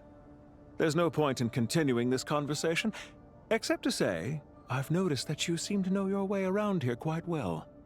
A repeated visitor to Gurabad, are we? None of your business. I do wonder if this has something to do with Project Stooja, though, since that's... It seems like the whole thing with, like, the captain seems to be related with that as well. Because I'm pretty sure Columbina mentioned something about Project Stooja, and that was actually tied to the captain in some way. It's been a while since I've read the comment on that, so I might be misremembering, but it seems like all these like major things that have been happening in different regions are all connected to Project Stooja in one way. So the whole thing with Dottore happening, being connected to Project Stooja, would not surprise me. I'll take that as a yes. Then I'm sure you'll have heard the story of this place. The mother of the Jinn, Lilupar, and the tragic tale of her vengeance that spanned 3 generations. Yeah, leave her alone. She's our master now. We're her master now. It was right here that Lilupar once helped the wise to ascend to the throne. But from that moment on, every king who sat upon it was corrupted by power. These degenerate rulers lost control over their nation, and with it, the right to occupy that exalted seat. So yeah, he's probably going to try and tie this back to Nahida, right? What are you trying to say? I once admired you for your adventures. That is the earnest truth. But it appears to me that your journey serves ultimately to uphold the rules of this world. In some ways, upholding the rules of the world that, you know, benefits the people and getting rid of the ones that screws them over, if we put it in a different way. Are these rules truly just? Does the heavenly principles rule with wisdom or folly? And how can we be sure that the 7 who wield authority over the world will not be corrupted? Well, first of all, the heavenly principles, yeah, they want to protect humanity, but they're not good either. They've done some pretty bad things. So no, they can't be fully trusted to rule. Now the 7, yes, we know they can be corrupted, because Dottore is doing it, the bastard. But we know they're acceptable to, like, corruption and, you know, stuff like that. But we're bros with them, so screw you. Do you seriously think you're gonna convince us of anything? Convince you? I'm sure my commander already tried that. Why would I waste my breath doing the same? Yeah, but he did a very bad job at it. I'm just saying, he really did a terrible job with that. If a few words from a stranger were enough to make someone completely change their stance, it would only prove that they never had a firm will to begin with. Yeah, he's just like, yeah, I've stalled you long enough. I am merely stating my position, so that we might understand each other better. One's enemy in the present may not necessarily be an enemy for life. As for what game I'm playing here, I'm simply buying some time. Yep. But now I must bid you farewell. Yep, the classic stall. It was a wise decision not to attack me immediately. Since you did not fall for my ambush, I will now have to ask those in hiding to reveal themselves. Well, we can still clap them. Leave this to us, sir. Very well. I trust you to do what is necessary. Stall her while I execute the next step of the plan. Well, at least he knows that they can't kill us. Sumeru City, Irminsul. Yeah, you're a bastard as well, aren't you? Hey, stop right there! Don't you dare leave without explaining yourself! All units, stop them! Protect the commander! Alright, let's go break some legs. Did you hear that? He mentioned Sumeru City and Irminsul! He definitely knows something! Obviously. We can't let him get away! Get rid of these pesky soldiers, quick! Rear guard to the front! Don't let them through! Get that thing in position! What thing? Just a little longer! What thing? Hello? Sit down. Finally beat them! That mysterious guy can't have gotten far! Let's catch up with him! Pantaloon. Found him! Over here! Okay, that's definitely not him, because if so, he did not go far.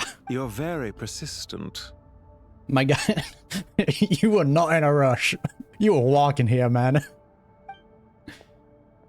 you! Stop running and explain yourself! What are you trying to... He's walking. My man, wait! Ah! Okay. Yeah, that... What's this? That could have been significantly worse. Relax. A small trap like this won't be enough to hold you. The sandstorms from Gurabad will die down soon enough, but this small window of time was all we needed to launch the next phase of our plan. God. Yeah, but everything's working out they planned it to. So there was more than one ambush. Shouldn't have let my guard down. Yeah. Oh, shit. Don't be discouraged. I knew that someone would come here eventually, so I planned ahead. Yeah, that thing behind us is real bad, man. That's the World Quest field. Where to chat with you, which door to exit from, even which mechanism to wait by for you. I thought through every detail. Lilipar, help. You, meanwhile, know nothing of who I am. So far, you've only heard my voice. And for all you know, it may not even be real. Pantaloon. But not to worry. This is only our first meeting. It shan't be our last. Just answer me one last question. Why do you continue to follow Dottore?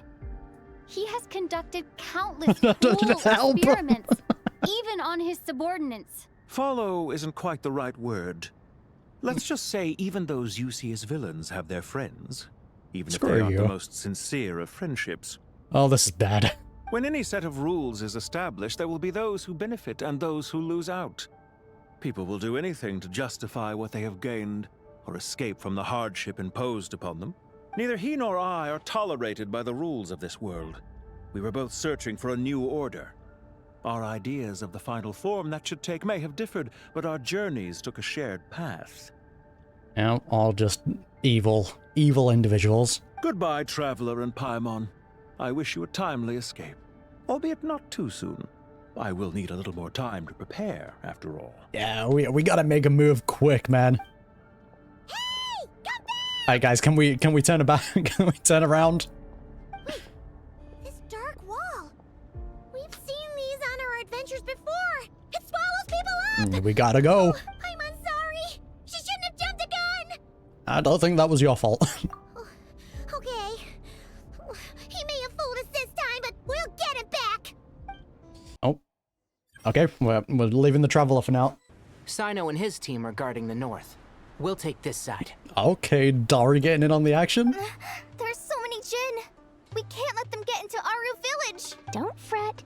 I am well prepared for this situation. Huh. So you have a solution?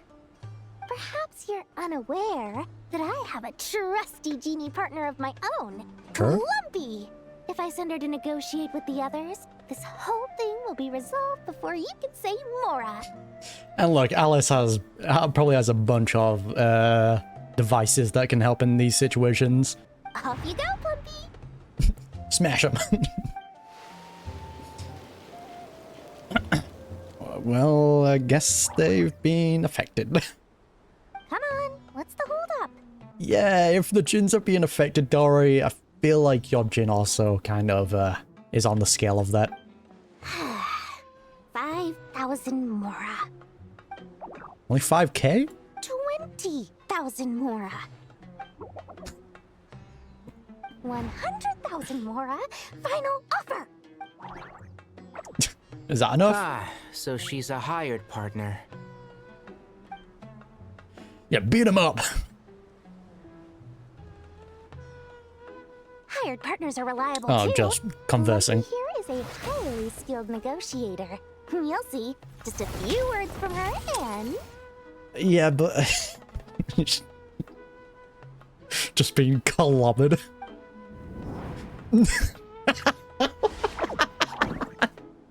I'm not suited for this. Plumpy! Don't you Jin have any respect for the rules? This was supposed to be a negotiation! How dare you treat my messenger like this?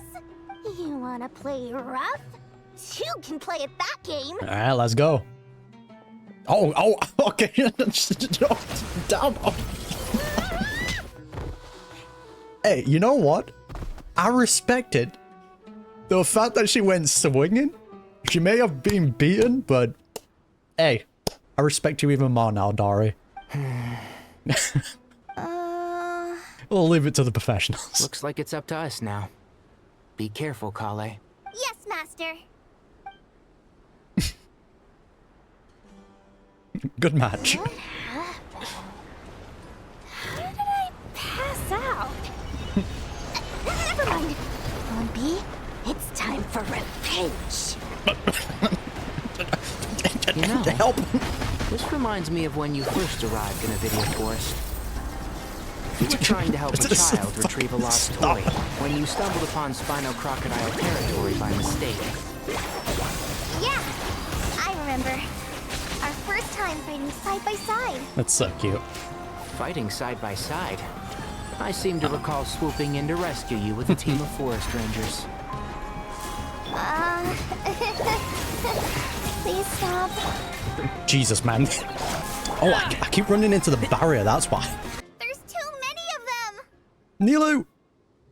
I can't believe I used 12 rare items in one battle. Ugh. I shudder to think how this is going to affect this month's accounts. The sight of that glaring deficit might be more than my poor heart can take. Tighnari, how's the situation on your end? We held the line, though it was a close call. But it looks like they're preparing for another attack. Has something happened? The next phase of the plan going through. They've breached our defenses in the south. The Jinn are pouring in. We're moving the villagers to the north as we speak. We're hemmed in. This is getting precarious. Our margin for error just got a lot smaller. Got the combat potential though. That's why we wanted to confirm your status. We need to consider our next move carefully. Here we go. What now? Bad news. Another line of defense has been breached. Okay, that's bad. Collei, go with them and assess the situation. Dory and I will hold the line here. But Master! Even with 3 of us, we barely managed to— We've all got our roles. This is not a discussion, Collei. Don't worry about us. She clearly still has plenty of tricks left up her sleeve. Gotta go for the budget. Wait, you can't pin all your hopes on me? Oh, great. I've almost run out of the things I brought with me, and the rest is back at the caravan. I should be able to hold out for a little longer, but still... Alice, can we get a hookup? Master! Need any help? Nicole! The Hex and Circle are coming in. Huh? Huge. What is it, Collei? If things continue like this, it won't be long before Aru village is overrun by Jinn, and the sandstorms are sure to follow in their wake. I do have a plan, but I can't guarantee it will work. I don't care, whoever you are. Please just help us. Nicole, fulfilling her purpose, man. The only one who can help is you. I am merely here to guide you along the correct path. Oh man, I'm getting to see Collei pop off. This is gonna be so hype, dude. I am a spirit created at the beginning. I am a flickering illusion. I am the shimmering light that flows from the eyes of the Creator. What do you mean? It doesn't matter. You don't need to understand it. Just repeat after me. One line at a time. Okay, so that's where the trailer line comes in. Watch out! Jinn incoming! I wonder if this is because she has God remains that she can pull this off. I am a spirit created at the beginning. Here goes nothing. I am a spirit created at the beginning. Hell yeah, Collei. I am a flickering illusion. I am a flickering illusion. She's so goated.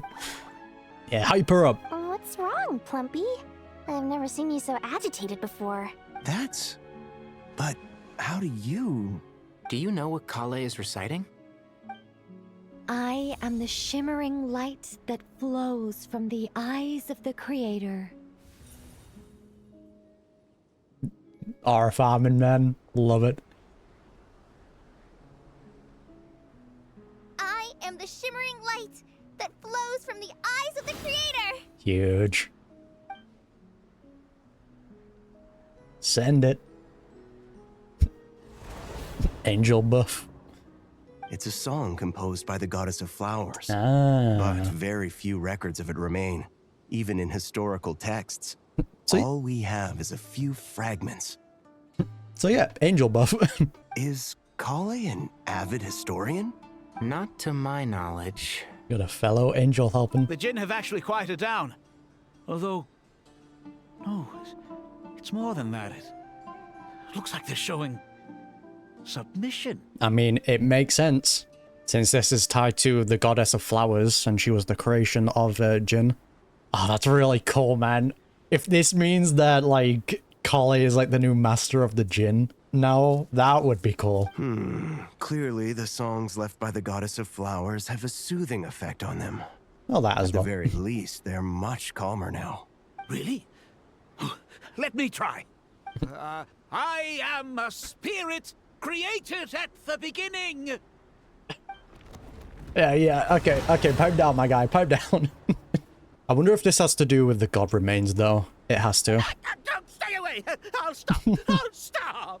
It seems like the song only works when Collei recites it. But why? Collei. Don't tell me that the god remains that Collei has inside of her is the goddess of flowers. Because if so, that is wild. I only just thought of that. Alright, break out from Gurabad. Let's get it, traveler. Yeah! Any luck? Yeah, we might be cooked. Jet, little path. The only way out of here is by brute force, but too much force and the entire ruins might collapse. The mechanism is right outside. Maybe there's a way to. When I heard that loud rumbling in the distance, I thought the shifting sands had bust open the gates to some ancient treasure vault. Turns out it was just you guys. Oh, we finally get to hear the voice, man. But Jet. And we even got Ben here, right? If that was the name, or was it Tenten?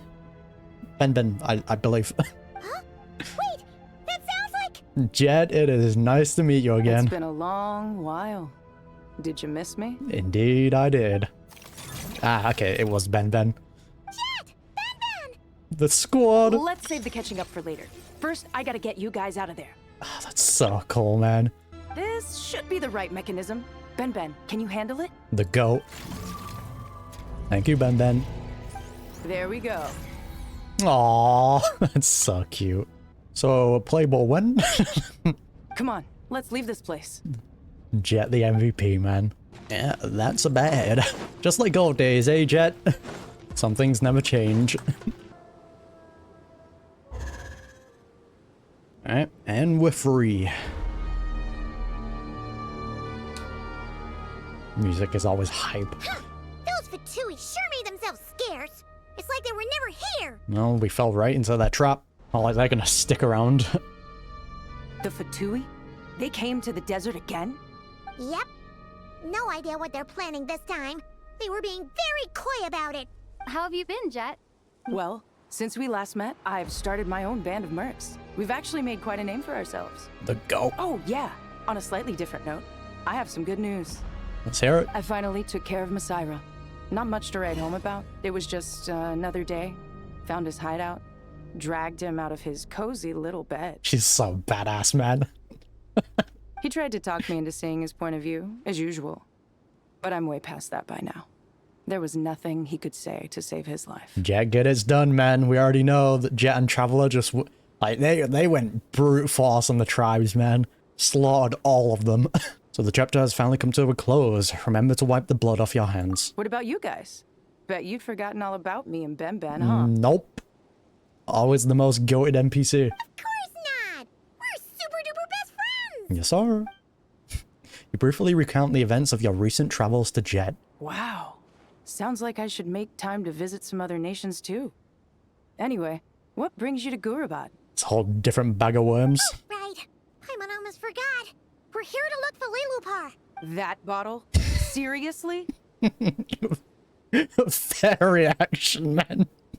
After all the things that she said to Jet, absolute fair reaction. Yeah, we need her power to calm the Jinn and stop the sandstorms. Here's hoping we actually manage to find her, after all the trouble we've been through. Surely with everything's been going on in Gurabad, she must have woken up, right? Only one way to find out. Is the hoping that she hasn't gone crazy. Sahif Sajan. Yeah, probably not pronouncing that right. Back to the chessboard. I think this is what we saw Dottore operating in the trailer as well, which, very interesting. Let's see. She should be around here somewhere. Aha! Found her! Yep. Yeah, that's bad. You good? What a long dream that was. Okay. It's been a while, my master. Yeah. I'm gonna assume they toned down the racistness now that she's voiced, because some of the things she said were brutal. Oh, and you're here too, little wildcat. The four of us back together again. Imagine that. How have you been? After we last parted ways, I merged with the land beneath Gurabad to suppress the dark calamity stirring in the depths. The goat? It rekindled the flame of vengeance within the Jinn, depriving Gurabad of any hope of peace. I fought against it for a long, long time. Until one day, I sensed a change in a foreign land to the west. Suddenly, the pitch-black abyss fell silent. Foreign land to the west. Could she mean Natland? Gurabad isn't far from there. Did the abyss presence beneath the city fall silent when we defeated Gustvathord? I mean, probably, yeah. Like, the whole situation in Natland was very important for all of Teyvat.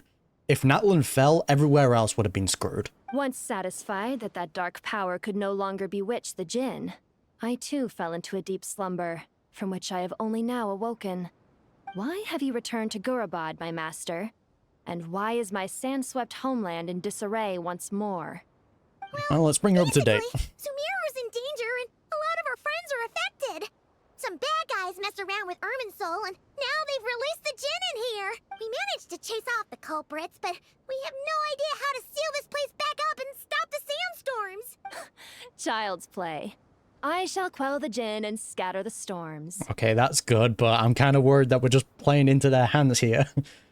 You know, that's always the case when Dottore is involved. Thank you, Lilupar. No need to thank me, my master. I have granted many wishes in my time, and this was the most trivial of them all. God, it's so cool getting to hear their voices, man. It's just really nice seeing the world quest actually be tied into the main story. The sandstorm's gone. The sun shines bright again. Yippee! When I said that we'd meet again under a lovelier sun, this was exactly how I imagined it. Cute. Yay! Although, honestly, Paimon would love to hang out with you more, even if the weather sucked. And that goes for me too. Well, there shouldn't be any more Jinn breaking out, right? Are we okay to head back? Again, though, this just feels like it was to stall the Traveler, right? Whilst Dottore and the Fatui did their things inside of Sumeru. Yeah, let's all head back to the Temple of Silence. Sounds good. You can introduce us to your other friends. Hell yeah, dude. Another adventure begins. Lovely. Be on your best behavior. The storms have stopped. We should be able to get to the Temple of Silence without any problems now. Time to regroup. Though it would be funny seeing everyone's reactions to some of the things that Lilupar says. Here we are. So, this is the Temple of Silence. I've heard the Nagarjanites mention it in passing, but I never imagined it would be this big. It's colossal. Yeah, this is what we saw in the live stream. I thought the temple moved to the rainforest ages ago. When did they scamper back into the desert? I don't know. This plan sounds a little too risky for my liking. Even in King Deshret's day, this was experimental technology. We have no idea what could happen if we activate it.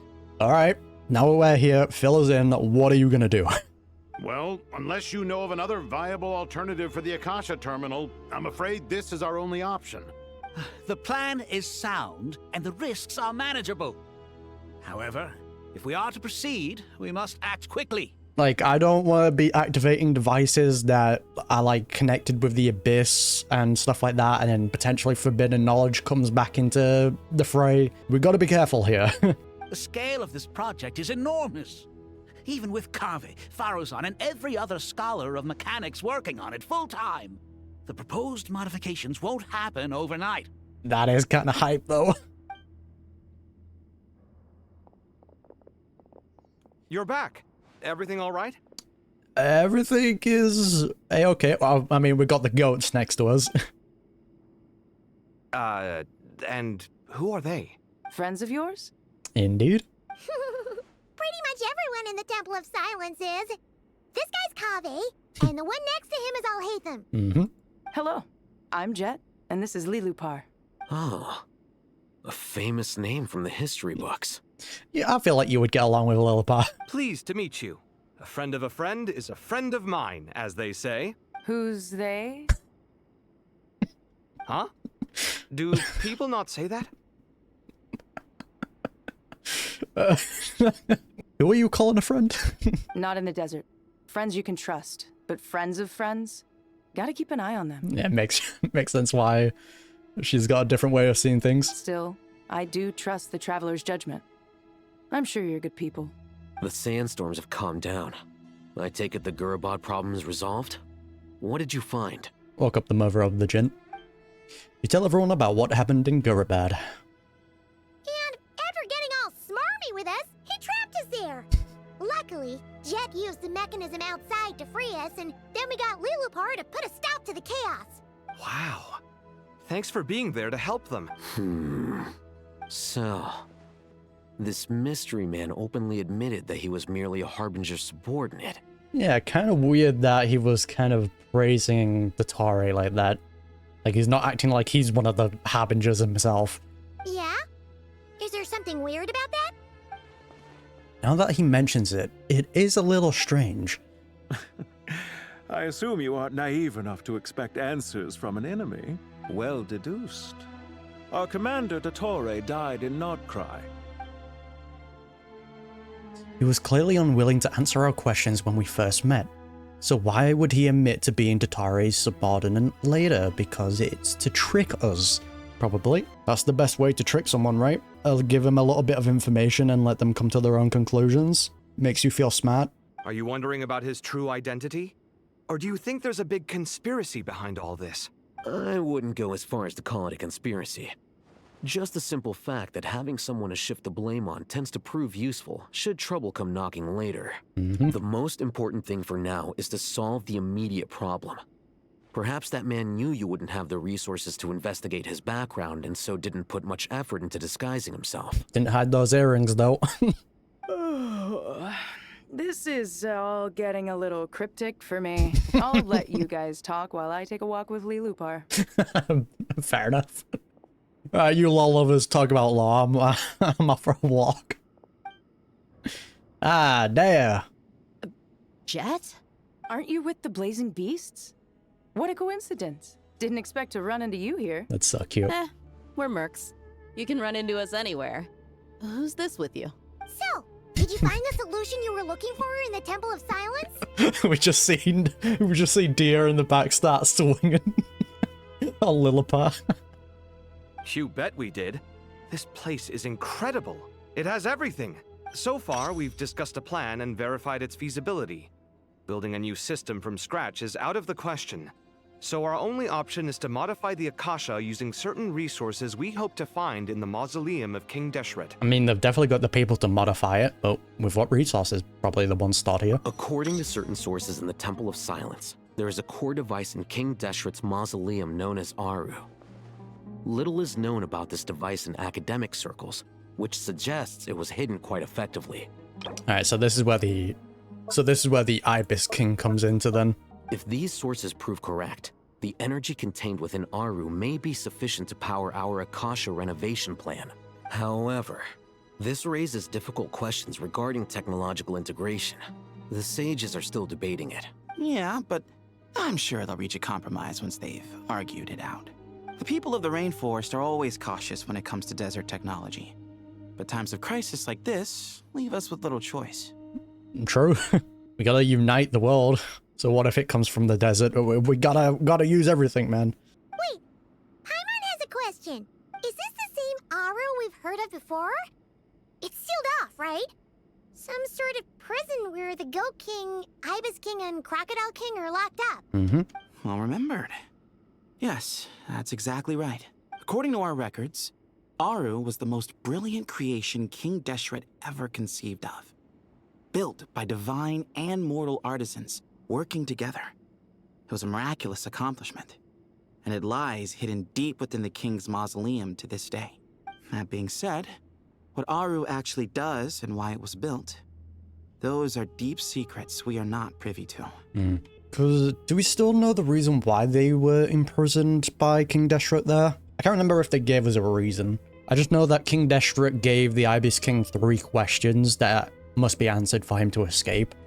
2 humans answered the questions correctly, and then the 3rd one was with Nefer, and she lied to him. So he gave her a gift, and it wasn't until afterwards he realized, oh, she duped me. I wonder if that's the reason why Nefer comes back then, from what we saw in the trailer, because she's actually going to give a true answer to that question, which allows the Ibis King to become free. Until recently, I wouldn't have been optimistic that the place even exists. The only reason I'm inclined to believe it now is because we heard it from the Ibis King Thoth himself at his temple. The tale of how the 3 retainers of Al-Akhmar were imprisoned in Aru. Paimon totally gets that. When Paimon first heard about it, she thought it sounded pretty unbelievable too. Do you guys still remember that? The Ibis King told us they were trapped in Aru, and that they had to answer 3 questions to get out. Should have just let the dialogue play out. They ended up talking about it anyway. I think I remember. What causes our rise and fall? What obliterates love and hate?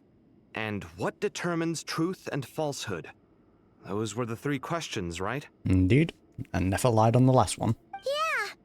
If only Nefer were here. She's dealt with the Ibis King before, so she might know more. Oh, Nefer's a friend we met in Krai. Yeah, she's also the one that... yeah, there's a lot of lore. Krai.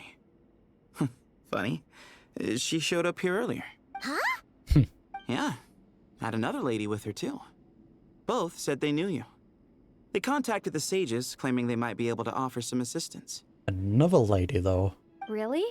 They came here to help out? Yes, really. It was just before you got back. One of them said she's made Krai her home. If she's the person you were talking about, then... She's a very big player. Looks like betting on Aru was the right choice. Indeed. See? They're right over there. Ah, Nicole was the one. Okay, makes sense. Nicole! Nefer! My girls! Hello, Nefer. Why, hello! We're here to help. There's so many powerhouses here, dude. It's a good thing we left early. We almost got locked out. Locked out? What do you mean? Oh, you haven't heard? An invisible barrier has appeared around Sumeru's borders, cutting off all travel in and out. Yeah, sounds about right. That's the Dottore way of doing things. No one can leave and no one can enter. Sumeru has become a lonely island. Are the Fatui behind this too? Actually, no. This has nothing to do with them. I suspect it's a defense mechanism within Irminsul itself. Unless, like, the Dottore just intentionally activated it. That's also a possibility. Irminsul is the source of Tevat's ley lines, after all, and Sumeru is the nation closest to it. I imagine this function was put in place to seal the entire region off in the event of serious damage, preventing the disaster from spreading to the rest of Tevat. Okay. It may have been implemented long ago. Okay, yeah, that makes a lot more sense. That's fascinating, though. But doesn't that mean that the people here won't be able to escape to other nations if the anomaly keeps spreading? Currently, that does appear to be the case, which is precisely why I am here. This is a critical moment for the world, and Sumeru is the eye of the storm. So you brought Nefer here too? I'm surprised you managed to convince her to come back to Sumeru. I mean, this involves the whole world at this point. Indeed. Even for someone of my wisdom and eloquence, this tested my skills to the limit.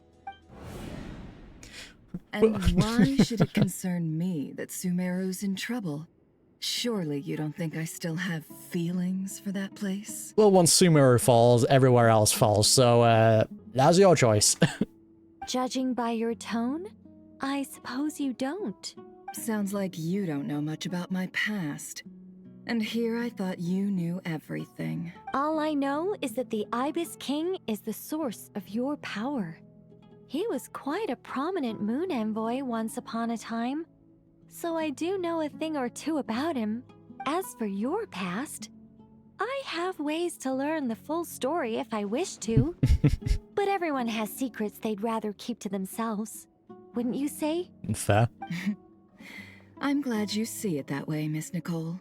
I've chosen to call Krai home, which is why I did my part in its hour of need. That doesn't mean world savings become a habit with me. I have no particular desire to play hero in Sumeru, thank you. Yeah, but the whole thing with Sumeru kind of involves Krai as well at some point, so... I understand. Human emotions do not appear and disappear without cause. There is always a reason to be found behind both salvation and destruction. Still, if time has taught me anything, It's that human emotions are often complex and in conflict. That's why people change their minds about things all the time. But that's where we angels come in. Our duty, ultimately, is to guide people towards their deepest, truest desires and help bring them to fruition. Okay, your therapist. So I wish to hear about your past, because I do not believe you are motivated by hatred alone. And if we still arrive at different conclusions in the end, that's okay. Let's talk about it. She is literally a therapist. I refuse. Because you know there's a chance. Wait, what? But I set the atmosphere and everything. Isn't this supposed to be the moment when we finally open up to one another? I love Nicole. Is it? Maybe I'm not so good at reading the atmosphere. You're right, Nicole. There's more to me than just hatred. Had it consumed me, I'd be left stuck in the past forever, never living in the present. But I don't think that your guidance can change my mind. The all-consuming sands, the bloodshed, both deserved and undeserved. Those old emotions cling to me like a shadow. Do you wish to shake them off? No. I hope to remember them forever. Those emotions and memories shaped me into the person I am today. They'll always be a part of me. Yeah, but you can always relieve that, though. You don't always have to be carrying the burden of it. You don't have to continue to carry those burdens throughout your entire life. Like, it's fine to accept, like, that past kind of shaped you to who you are, but you don't have to carry on carrying the burden that came along with it. In that case, would you like to hear my perspective, at least? Sure. It's not every day you get to hear an angel's opinion. She's just like, I really want to yap, man. A long, long time ago, when the angels still walked freely upon the earth, I found life tedious. Okay, so she's going to be kind of talking from her perspective. Monotonous work, lukewarm relationships. Things weren't nearly as interesting as they are now. And yet, since the angel's demise, I have found myself missing those days on more than one occasion. That's fair. Human emotions are often attached to a person, a place, or an object. When those things are gone, the memories quickly fade, and the emotions slip away along with them. The fact that she still remembers them. If Sumeru were destroyed, both rainforest and desert would be no more. With the object of your hatred wiped from existence, it would not take long for the memories buried deep in your heart to slowly fade. That's a fascinating way to look at it. Both love and hate are intense emotions, but they are nothing compared to the void left behind when they disappear. Most sophisticated, Miss Nicole. But anyone focused on the future could only ever applaud the destruction of the things they hate. But if you go back on to what you said, like the past is what shapes you, losing the memory of that past will be detrimental to that kind of thing, right? Still, I'm a special case. Someone once told me that human memory is more selective than a Mora-hungry merchant choosing between customers. We all need a reality check once in a while, so we don't forget the truth. Yeah. As much as I dislike Sumeru, this is no way for it to perish. All right, you win. I'll help you out a little, but I won't work for free. That's why she's an angel, man. How much will you need? You're not gonna milk this for all it's worth, are you? What do you think? Hey, game's game. I'll be upfront with you. I don't have much more on me. If that's what you need, I could borrow some from Alice. Or perhaps I could pay in sculptures. The ones I carve are actually worth quite a lot. Hey, they do look kind of sick though. We've seen it in the trailer. I love it, dude. Just cover my travel expenses. Cute. Huh? Is that all? That's all. Very Given sweet. all the people I owe favors to, I can just about justify a trip to Sumeru. Yehoda! Yehoda, you're in charge. Here, boss! What do you need? I'm going back to Sumeru for a while. While I'm away, you'll be in charge of the curatorium. Me? I'm in charge? Whoa. Don't worry, boss. You can count on me. You got this, Yoda. And that was how the ingenious Angel Nicole brought you the perfect person for the job in your hour of need. Hip hip hooray! Yeah, woo! That was far more detailed than necessary. Not lacking in embellishment either. That's Nicole for you. I never thought I'd return. Especially not the desert. But life doesn't always go as planned, I suppose. What's Candace up to? I don't think I've seen her yet. No. She's, defending. She is still taking care of things in our village. Should be joining us before too long. Oh wait, not defending since we wrapped up that issue, didn't we? Hello, squad. Meet our Sumeru friends. Oh, and sorry. Hope we're not interrupting anything. We have some good news, though. God, I just love that these characters are meeting, dude. We're planning to go to the mausoleum of King Deshret to look for the legendary Aru, then use it to try and restore the Akasha system. And we've got the people for it. I mean, we've got the most important person, Nefer. She's gonna be our main player here. According to records in the Temple of Silence, the mausoleum houses something called Aru's Chute, which can be used to establish connection with Aru. We still have some time before we leave, so there's no rush. By the way, who are these two new faces? One has connection with the Ibis King, and the other one's an angel. Just call me Nefer. I'm based in Nodkrai. Did I hear you mention Aru? Correct.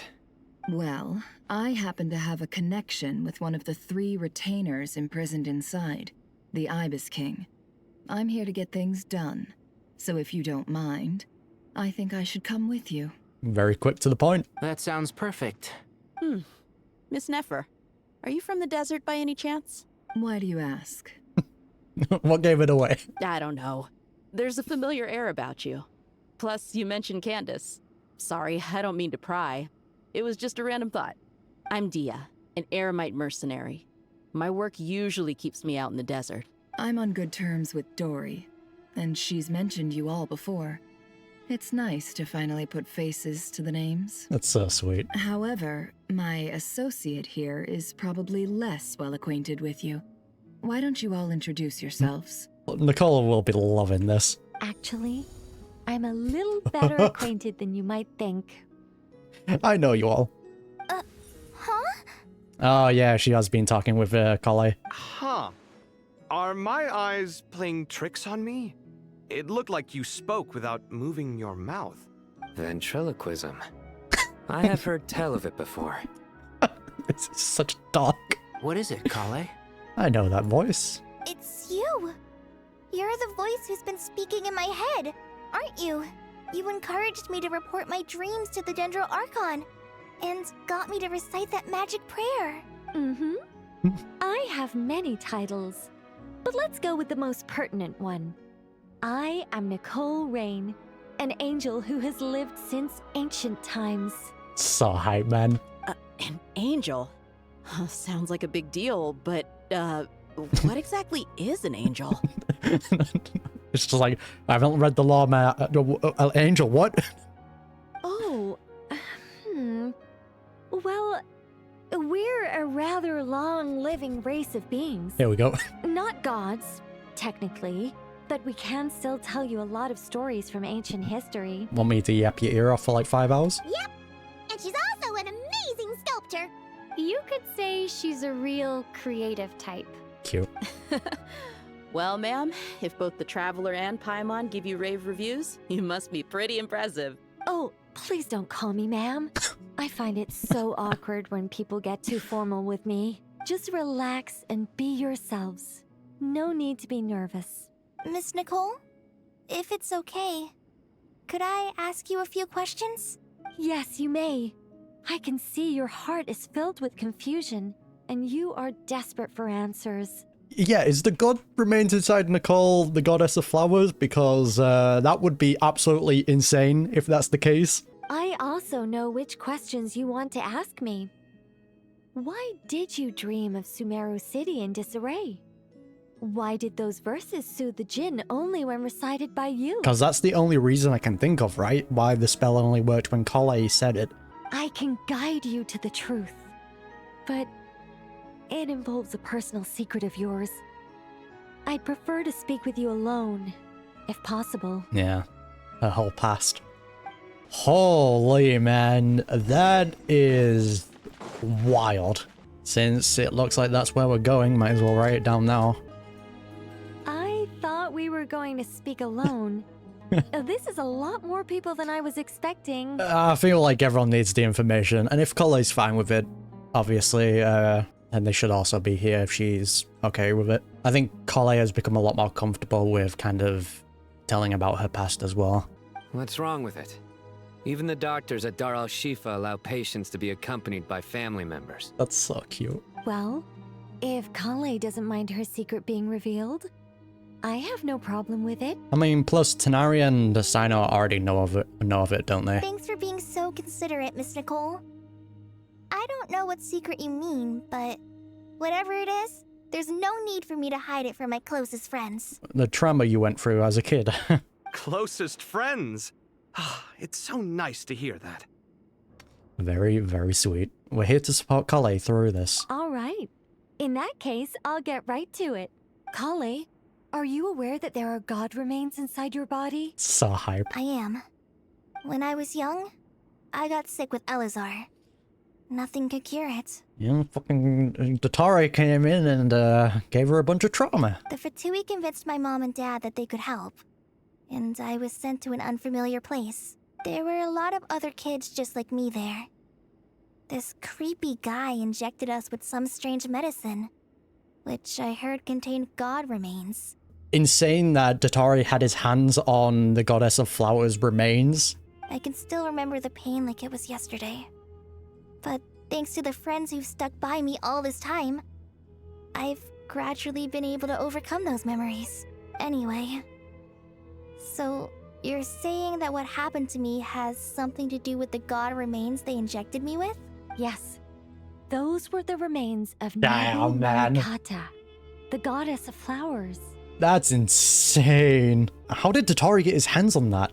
What? Fascinating. Indeed it is. You don't seem surprised like the rest of us. Why? The possibility crossed my mind when Collei recited the Goddess of Flowers song and calmed the djinn. Yep, exactly. You made Paimon jump! What are you doing here, Lilupar? So I was merely passing through when I heard the name of the Goddess of Flowers. Be assured that I share your surprise. Exactly, man. Wow. Okay. I mean, I guess Lilipar's gonna be quite kind to Collei now. You, with the hat. Are you certain? I sense no trace of the Lord of Flowers within her. It's been sealed away, hasn't it? Well, it is a very small fragment. Unless special methods are used to manifest its power, even her closest acquaintances would find it near impossible to detect. Poems and prayers. After the goddess passed away, her remains were scattered across the desert. King Deshret gathered all the pieces he could find and buried them in the eternal oasis. Okay. But some fragments remained unaccounted for. So that's where Dottore got his hands on it. Eventually, the Fatui must have found a way to track some of them down. Presumably for use in some experiment. It's not an uncommon occurrence. Especially for Dottore. You're more shaken than I thought. In one sense, you've been extraordinarily lucky. So many people who yearn for this kind of power never attain it, yet you have coexisted with her all this time without even realizing it. I mean, it could have gone significantly worse if it wasn't for, like, Mondstadt being there for her, you know? Amber, Diluc, Kaya. I don't know what to say. I'm glad that I could help everyone with this power, really. But knowing that a fragment of the Goddess of Flowers is inside my body is... it's a strange feeling. Perfectly valid. Well, people value their autonomy very highly. Even a well-intentioned intruder can shake one's sense of self. I understand how you feel, Collei. But once you get used to it, you'll find it's nothing to be concerned about.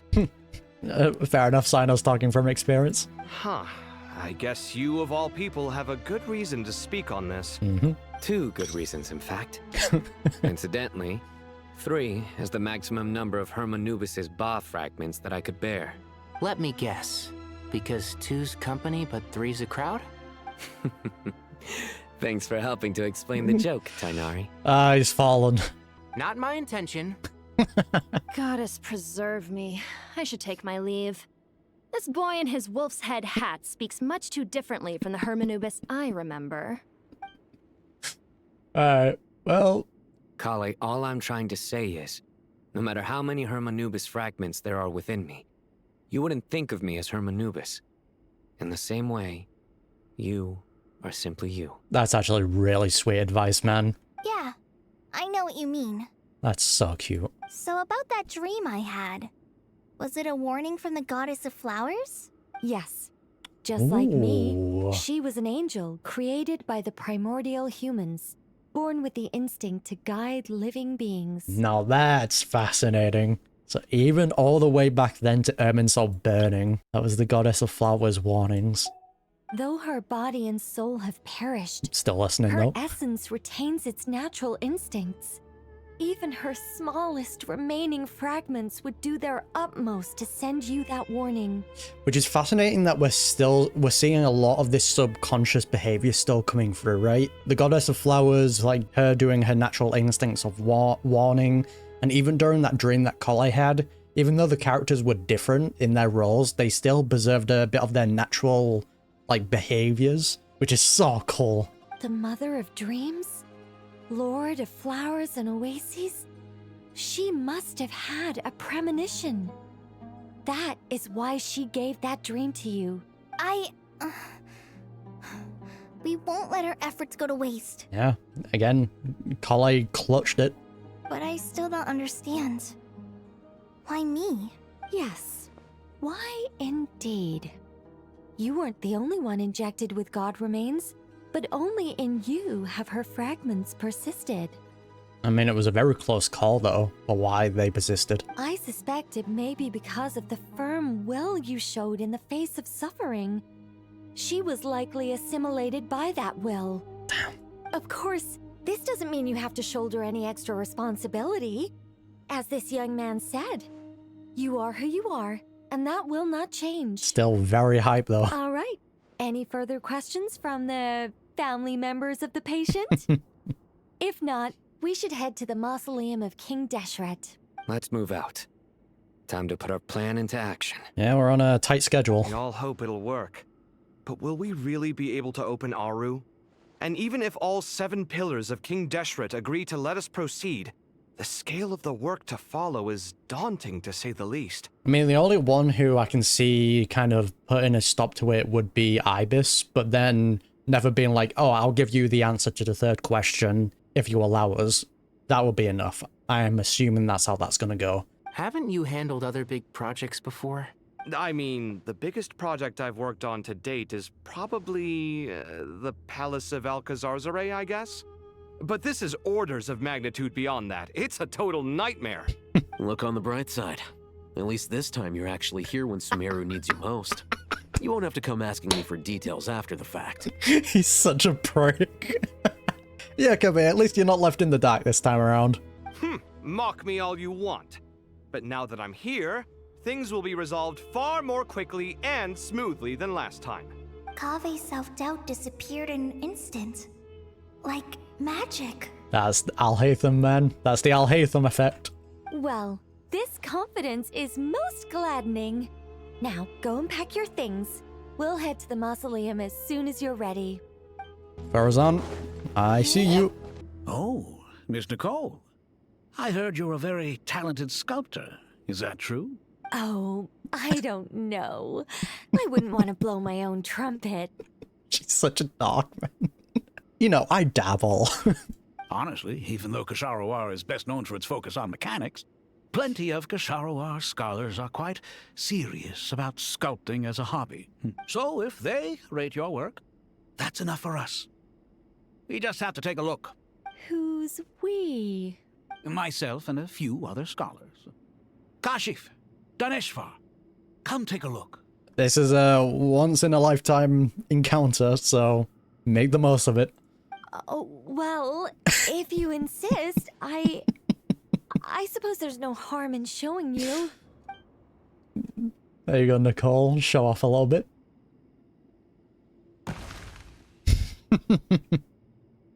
Whoa.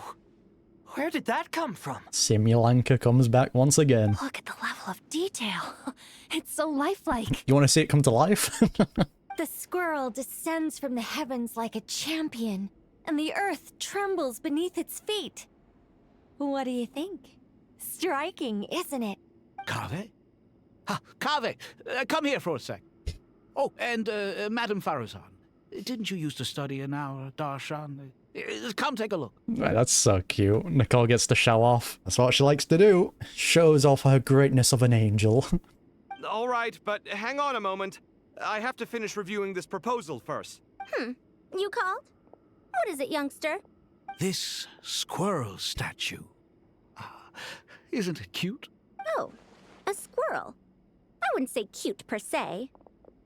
The realism is what stands out to me. Were you trying to carve a statue of a hero, young lady? Young lady, yep. Oh, a hero? I suppose so.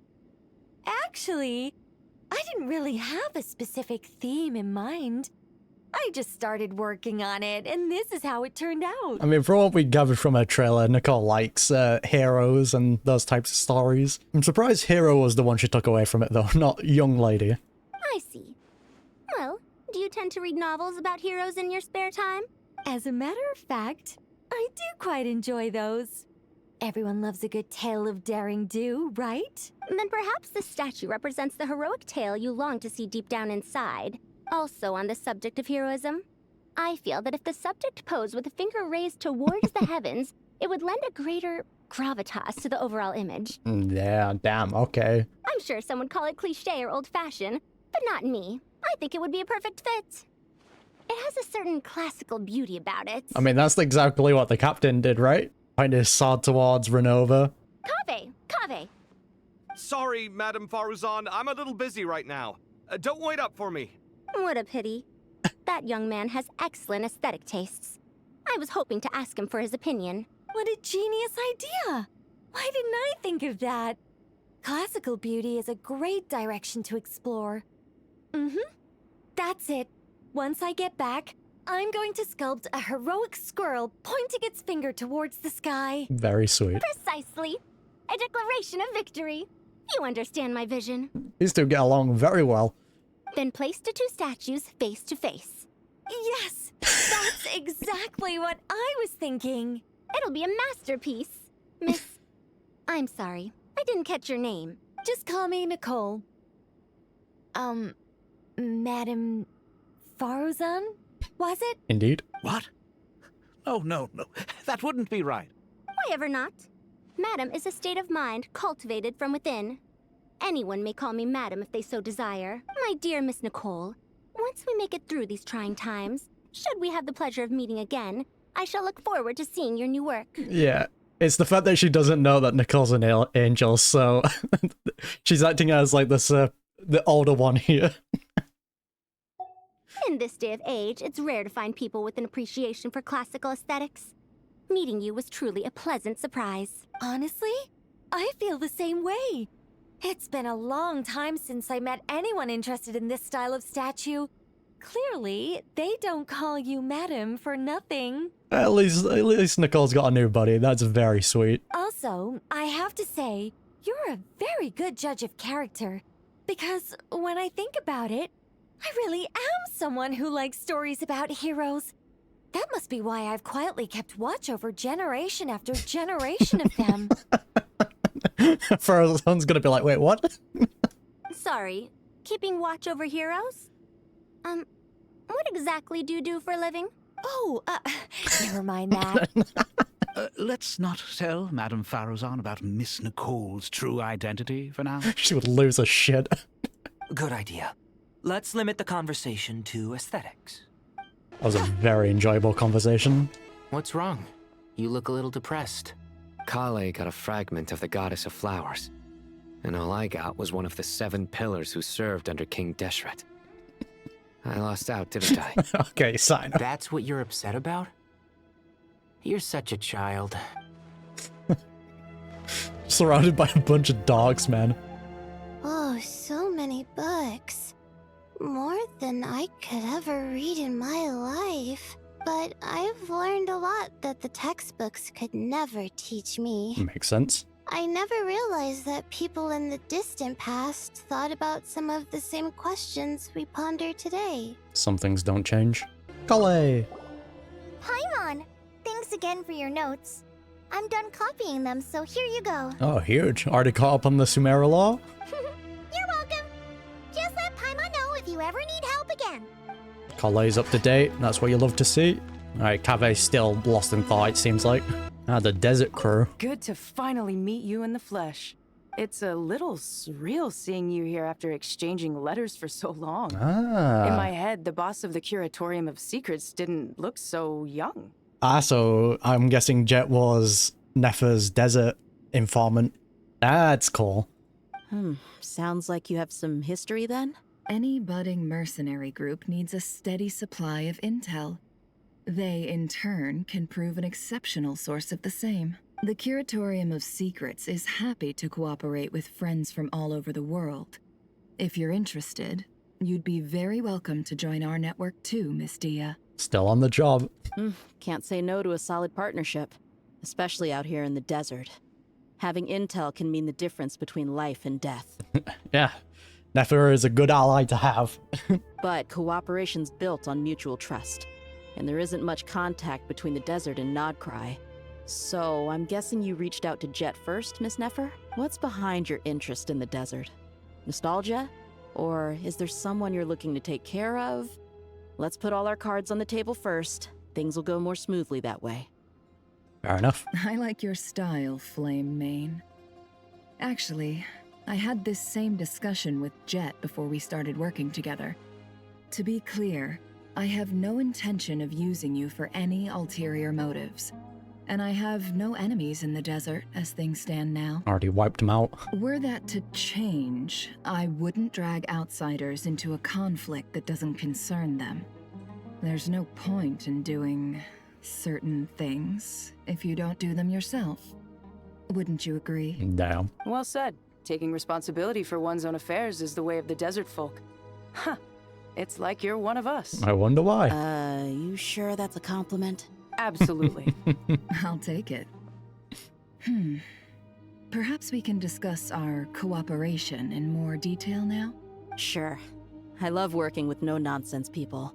And you certainly fit that description.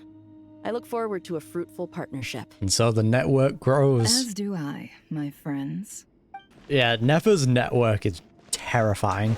Go to the Great Hall of Truths. What a squad, though. I hope everyone's ready. We'll be arriving at our destination very shortly. We've already done all this, so we're good. Back here. Why, we've not seen so many visitors ever, really. What is this place now, a tourist attraction? Hello, King Ibis. Nice to see you again, mate. Closer inspection reveals many familiar faces. To what do we dusty old fellows owe the honor? Surely you're not just here to chat. Old pal Nefer's back. You surmised correctly. We are here to carry out a rather enormous project. Ho, enormous, you say? How large, then? Larger than the gaping void in our lives? Okay, dude. Why, you've even put a smile on Goatee and Croco's faces. All this activity is making for quite the special day. Oh, yeah, because he can interact with them, guy. She's just like, oh, this is what's become of you? I know that laugh. Lilipar? What on earth are you doing here? Oh, this is hilarious. Turns out good things really do come to those who wait. As long as you stay alive long enough. Old pals reuniting. When did you three get locked up in here? And still you act all high and mighty, putting on a show for the younglings. Truly hysterical. Why, you? Yes, I know. No need to shout. You're right, Lilipar. Goatee, Croco, and I all have the same problem. But didn't King Deshret seal you away? How did you break free, and how did you get in here? Oh, it's thanks to my new master. Who knows? Perhaps you can ask my master one day, should you ever get the chance. Nice. Behold, the executioners of old. Some have turned into fragments residing in human bodies, and others are imprisoned eternally, leaving not a single shard behind. It's almost tragic, watching lowly prisoners like you act all self-important. Curiosity gnaws at you, doesn't it? Your interest in the outside world threatens to burst you at the seams. Still going for the throat, man. I'm starting to take a liking to this magic bottle lady. Time is of the essence. Let's get down to business. We come to you, O three ancient lords, to request your assistance on behalf of the Academia. If we can help you regain your freedom, then please consider lending us your aid. Yeah, I mean, none of what we could offer would be enough. Nefer's our main card here. As for precisely what we need your help with, it's a long story. So, to demonstrate our sincerity, we are prepared to first resolve the problems that plague the three of you. But does answering the three questions free all three of them, or is it the case that only frees Ibis? I guess Ibis is kind of acting as the communicator for them, so maybe. All right, stop arguing, Croco. And Goatee, don't you start. What's the harm in letting her speak? It's not worth getting so angry about. Forget about her. The three questions are the crucial thing here. But do you really have a way to answer them? You once answered the final question, Nefer, but the seal did not open. Unless, with the passage of time, you have found a new answer? You could say so. When you first asked me what determines truth and falsehood, my answer was a liar's soul. I just assumed she lied because she was suspicious of Ibis, so she gave a false answer. Liars are the best at seeing through the falsehoods of the world. But if you want them to tell you the truth, you have to reach their soul. I think that makes sense. I found it quite compelling myself, and I told Nefer so. Unfortunately, it brought us no closer to liberation.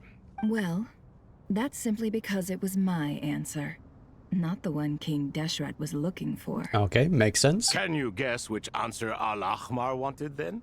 Time. A very common thing we've seen be brought up recently. And that's not only the answer to the final question. It's the answer to all three of them. Yeah, doesn't surprise me. All things wax and wane with the passage of time. Love and hate eventually fade into nothing. Current affairs are always fraught with conflict and controversy. Only time can distinguish between right and wrong. Can't escape time. You once described King Deshret as a proud man. I'd say that the prouder someone is, the more inclined they are to believe that only time is qualified to be their judge. Damn, okay. Time. Well. Indeed. Perhaps in building Aru, our king was in fact attempting to reverse time, to bring love and hate, right and wrong, the rise and fall of all things back to their point of origin. Could be. Is that enough? It is. God damn. 3 new gods, eh?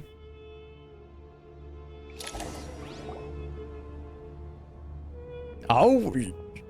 Damn, okay, we're actually getting models. Okay. I was not expecting that. Holy man. Okay, that... Damn. This is the most eventful day I have experienced in a long time. You have my sincere gratitude. Alright, they actually have unique models, not just NPC ones. Still traumatized from that with the Adepti. Are those 3 of the 7 pillars? Looks like it. Turns out the statues were quite faithful to the source. You 3 seem to be in good spirits. They'll finally get to stretch the legs. Prison can help a person grow and learn to cherish what they have. Nevertheless, after everything you've done for me, I sincerely hope you never have to experience it for yourself. Hello, Nefer. Oh. It's good to see you, Thoth, the Ibis King. Nice. Definitely puts my mind at ease, seeing you two getting along so well. The world's currently going through some shit. You know, there's a lot of catching up. Should we maybe introduce ourselves, or... Sure. I'm Sethos, the current leader of the Temple of Silence. This is General Mahamatra Sino. And this is the former Spantamad sage, Cyrus. But I'm guessing none of that means a whole lot to you. Everything is equally new to us, in truth. We've been gone from this mortal world for longer than you can imagine. That's so hype. I wonder what these three are gonna do now. They're just gonna wander the world now? Let's hold off on the introductions for now. We can always ask Nefer about you later. It'll give me something to talk about with my chosen disciple. You're like a helpless parrot. Gods and people of yore are not necessarily welcome in today's world. Self-awareness is one of my finest qualities. I thought I ought to share its fruits with you two. Yeah, I mean, they're coming back to quite a different world as well. Is that so? Well, I think we'll take it in stride, just as we did with the 3 questions. Let's not forget, it was my persistence that won you both your freedom. Fair point. I have to applaud your persistence. Indeed. And I must praise you for your wisdom. Now, state your wishes, young ones. I'm sorry? I mean, that's the conditions that we put out, right? We fulfill what they wanted and they help us. Why, your tremendous accomplishments deserve a reward, do they not? You must let us do something for you in return. General Mahamatra, what do you think? I mean, we definitely need their help and their technology. I won't beat around the bush. Sumeru is facing a crisis the likes of which have never been seen before. And we need your help. Sino and Nafis recount the various incidents that I've heard. Every calamity throughout the ages has been connected to us in one way or another. Whether we were its cause or consequence. Whatever is wrong with Irminsul, it severely affected the Dendro Archon. She fell into a coma, and is currently receiving treatment from the Dendro Dragon. The Dendro Dragon? I'm sorry, the Dendro Dragon is helping to heal the Dendro Archon? Yeah, albeit not really wanting to, but make sure everything's balanced. Not a pep, surely. Not vicious, cruel, a pep who possesses no virtues aside from her basic instincts. Ah, good heavens. Oh, I shudder to think what could have caused Lesser Lord Kusanali to suffer such a plight. Still, why would the Dendro Dragon lend you her aid? She has always held nothing but contempt for the Archons. I suppose she and Kusanali must have some history. Paying back a price. It's so nice we got models for them. You can help us make history too. True. A smooth talker. Well said, lad. Currently, no one can connect to Irminsul. We hope that by opening up Aru and making some modifications to it, we can use its technology to our advantage. Although the Traveler could connect to Irminsul along with the Wanderer, don't we have 2 people that can do that? But I'm guessing, like, other ways for other people to have connections to it, since we might need that. Since going in with the Wanderer and Traveler, even though Nihida had trouble, probably won't be the best plan. So actually having more outside help would probably, yeah, okay, makes sense. Unfortunately, Aru is an imperfect creation. King Deshret never managed to realize his full vision before his death. Much remains to be done if it is to be pitted against Irminsul itself. Hey, but we have the people to help create that into being now. Besides, I hear your reasons, but to give Aru up over such would be... The archaeological records clearly indicate that although Aru's construction took a long time, it was not beyond human means to achieve. Modern technology should solve the efficiency issues. We have no choice but to go all in on this. Fair. This is by no means a threat. But the only reason we helped you escape from Aru was to gain the necessary leverage to negotiate with you. You asked us to state our wishes, and we have. Each one of us here needs your help, as do all the thousands of people living in Sumeru. They need you, and they need Aru. And what better way, right? One of King Deshret's, like, visions actually coming back up to the present and helping save Sumeru. What do we think, my fellow old fogies? Shall we lend our support or not? Since you ask so nicely, naturally. Fair enough. Naturally what? Are you for or against? I simply mean we shall do what comes naturally. Okay, dude. You claim that you wish to open Aru. Know you then that the golden slumber created by King Deshret is preserved within? Mm-hmm. Right, what we saw from the world quest, right? The paradise. We do. We understand the risks involved. In all likelihood, the mortal world will never again be able to replicate King Deshret's work. Never will there be another chance to come so close to creating a utopia. Knowing this, are you sure of your decision? It's our only choice, man. We are sure. Before people can dream, they must first live. If your minds are made up, very well. We shall summon our erstwhile colleagues to discuss this further. Colleagues? Saint Shezepank, Saint Bennu. Once you surrendered to silence and were buried with King Deshret. But now, we invoke the right to awaken you with our voices. Damn, okay. Bringing back all the pillars.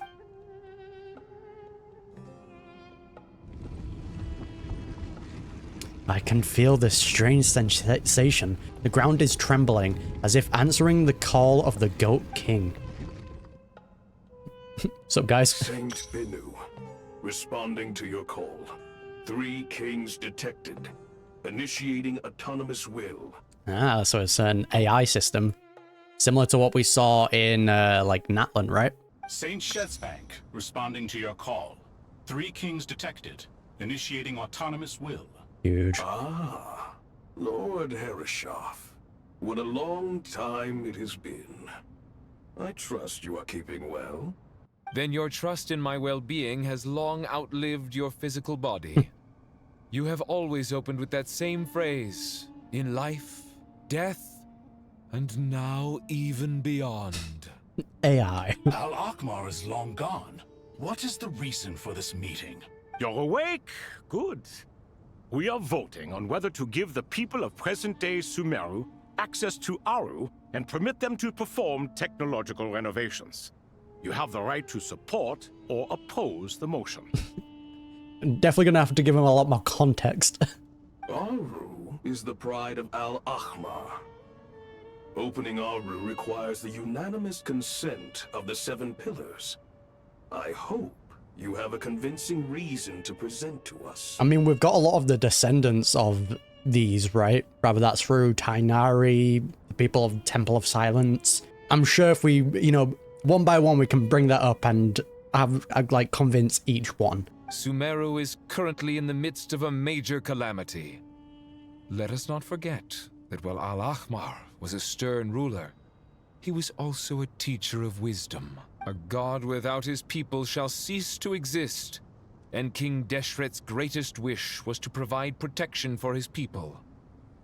Let us then honor our God King's wishes as we consider our decision. Based? I do not mean to mock these proceedings, but what is the point of a unanimous vote when we know that the last of the 7 pillars, the Dendro Dragon Apep, will never communicate with us? Well, about that. This will no doubt surprise your mechanical mind, and I have no intention of trying to persuade you it is true. But Apep is, in fact, healing the Dendro Archon as we speak. Huh? Say what? Can someone attest to this? Do we have any proof? I ask the 3 kings. Can any of you vouch for the truth of this claim? Naturally, the Ibis King, Thoth. What? What? It was Thoth's disciples who revealed the truth to us. We need not debate its veracity. Simply let Thoth bear accountability. That way the rest of us may have a clear conscience. Such dumbasses, man. Herreshoff, you diabolical fiend. I awakened our former colleagues for you, supported your opinion, and backed your decision. What sort of fiend would do that? Yeah, that's how you know the best of buds. I miss the days when Hermanubis was still around. At times like this, he would offer to take accountability. What are you trying to say? Is my word worth less to you than Hermanubis's? He was the one for the Temple of Silence, right? Yeah, he was. Okay. Hypocrite though you are, Lord Thoth, you are humorous in equal measure. How could we bear not to associate with a character such as you? I, Saint Shezpank, approve the Goat King's proposal. Huge. Since King Deshret is no more, we shall receive no reprimand for acting beyond our remit. Nevertheless, I sincerely hope that those before us understand the significance of what they intend to do. Man, there are some big changes coming to this world. Some that have already happened, some that are going to happen later down the line, some happening now. It's kind of wild. Remember, the moment that Aru is liberated, the myriad souls residing within the Golden Slumber will return to the ley lines. And once the ley lines flow again, these souls shall in turn be received by Irminsul. To take this step is to bring the perfect afterlife created by our king to a permanent end. That is true, but I mean, at the moment, with what's happening with Irminsul, like, the souls are not being fully processed anyway. We understand that well, and we have decided to proceed regardless. Furthermore, the contemporary human perspective would contend that confining souls in this way is no act of benevolence. Sure. The deceased have a right to rest in peace. Because I'm pretty sure Jet's dad is also in the slumber as well, right? From the World Quest. King Deshret's creation is clearly a place of rest and peace. It is just that many do not see it this way. But no matter. Saint Binu approves. Hermanubis' representative and the Dendro Dragon Apep made their choice ahead of time, while the Goat King, Ibis King, and Crocodile King have also granted permission to liberate Aru. Absolutely huge. I wonder if we get to see a scene where Jet meets her dad again for one last time, like his spirit. That genuinely would be heartbreaking, but also very wholesome. By the grace of His Majesty, guided by his wisdom and will, let the gates of Aru be reopened. Alright. Let us go then. Cutscene. Small in-game cutscene.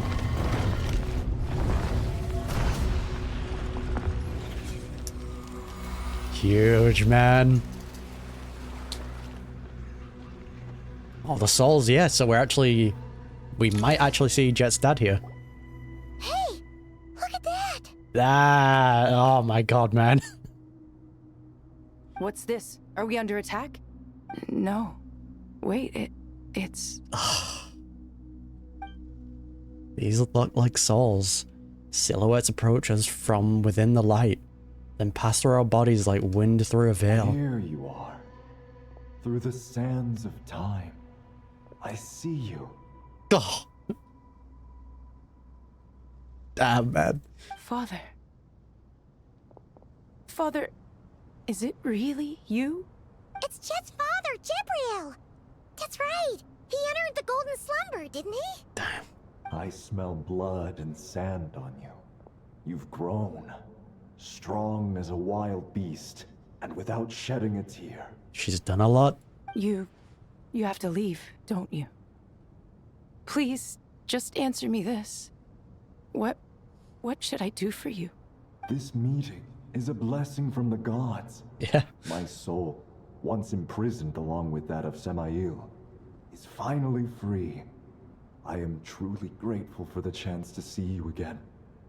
See what I mean, though, is that like, these souls, like Zino said, they have a right to choose their freedom. That the dead should meet the living is itself a miracle. One brief, precious moment is enough.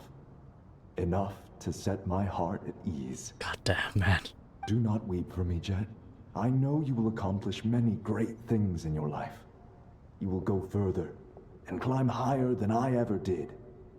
All I ask is that you take good care of yourself. Ah, damn it, man.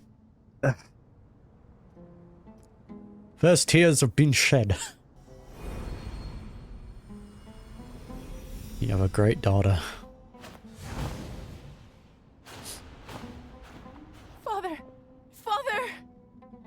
Father. Hey, Jet. Do you want something to eat? Maybe it'll help you feel better. I'm fine. Thanks, Paimon. I'm just having that encounter though. So that's kind of, I'm guessing that's kind of why they brought her back, was for that meeting. It was just a little sudden. Yeah. The chance to see my father again meant the world to me.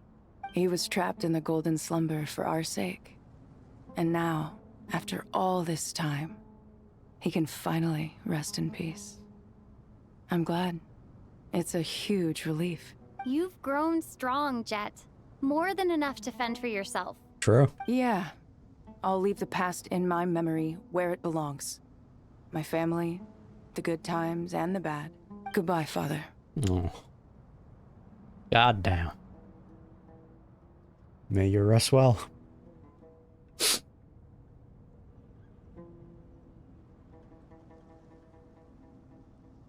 Back to the ley lines.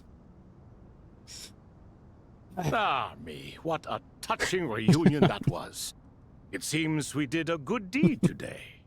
We three retainers, once imprisoned for our iniquity, are surely the least qualified to judge whether this deed is good or bad. Either way, Aru is open. Now you have your opportunity, and with it, whatever trouble may ensue. I mean, it's better than letting what Dottore is doing. Although Aru was created by a god, human craftsmanship was nevertheless required to build the gate that connects it to this world. Perhaps the relationship between gods and humanity follows a similar principle. Yeah, I mean, humans are the only ones that can actually change fate, right?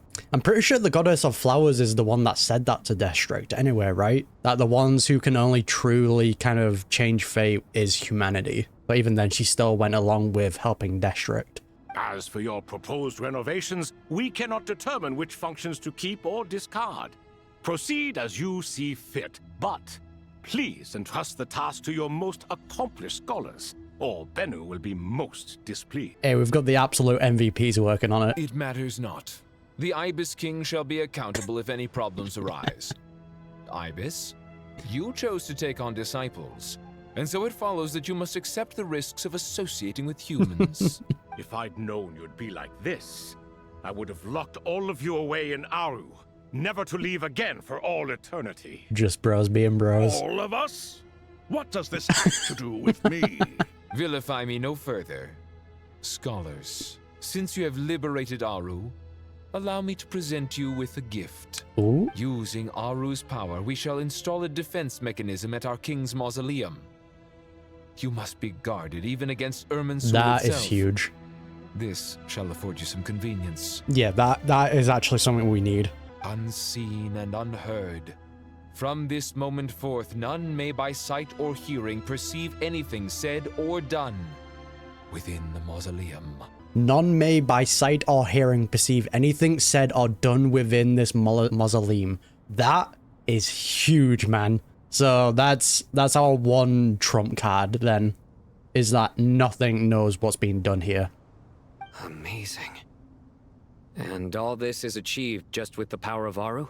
With technology from the heavens, the possibilities are endless.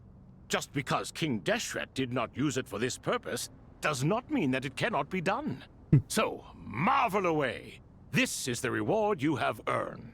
Because, like, the thing with Dottore and in Krai is that he knew what we were doing. He knew that we were trying to bring Columbina back, we were creating the world formula. He knew everything. So the fact that everything within this place can't be accessed, that is a huge benefit to us. All right. Well, that resolves the issue of confidentiality. What about the technical side? Do we have the manpower? Why, yes. I've already contacted them. They'll be here soon. The squad. As all... Oh, God, I was expecting the glitchiness. Trauma. And that ends at 9. Still wild to say that. Let's talk with everyone, though. Ah, fresh air. A wondrous feeling. Yeah, and wet socks and shoes. How lovely. Naturally. Oh, yes, boots. I have a sudden urge to stretch my legs. Can anyone recommend a suitable leisure activity? These guys are so dumb, I dude. might have had some recommendations for you were this the past, but here and now, for someone who has just left prison, there could be no greater joy than simply being outside of it at last. Yeah, it's actually insane that we got the release of these three. I could not agree more. Hey, well, I wish you all well. You deserve it. As I thought. The so-called 7 pillars of King Deshret are as underwhelming as ever. Okay, Lilliput. What do you mean? Not a fan of the boys' club?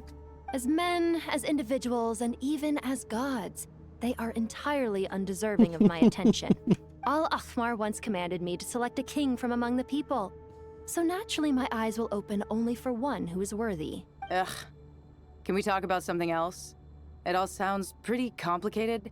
And I haven't read that many storybooks. I haven't read the law, don't care. You think this is a mere story? Well, many would also say that the journey you shared with your father is not but a tale. My life, your life, they are nothing but stories. Damn, okay. Little girl, it appears that you really have grown. In the past, you would have flown into a blind rage at my words, but now you are unperturbed. That is true. Also, like, she ain't wrong here. Oh, it's nothing. I just feel like you're right. Exactly. Getting all pissed at someone for telling the truth is pointless. It only makes me look petty. This alone is proof enough of your growth. Very true. You're doing well, my dear girl. You're becoming ever stronger. Strong enough to defend the people and things you hold dear. Man, I hope we get to see more of Jet now, though. You think so? I hope you're right. Damn. I'm proud of him, man. You must be Sethos, the successor to the Temple of Silence. Hello. Yeah, Nefer's still trying to expand her network. Yep. That's me.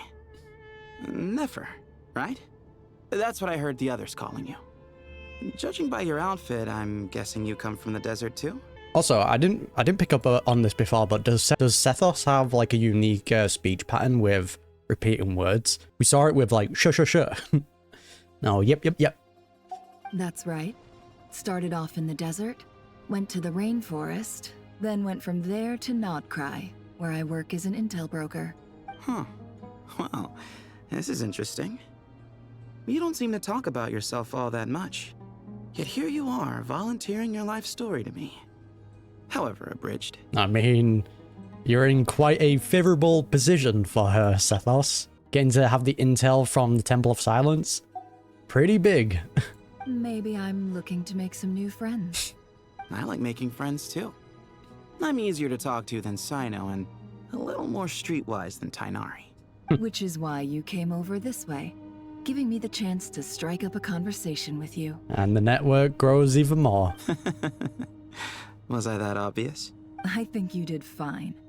You were mindful of my attitude and hoped to lure me in through sentiment. Lure you in isn't exactly how I'd put it. I see it more as an invitation. An invitation to what? To put down your luggage. Lay down your burdens. To return to your homeland. Oh. And be truly welcome in the place you once felt so estranged from.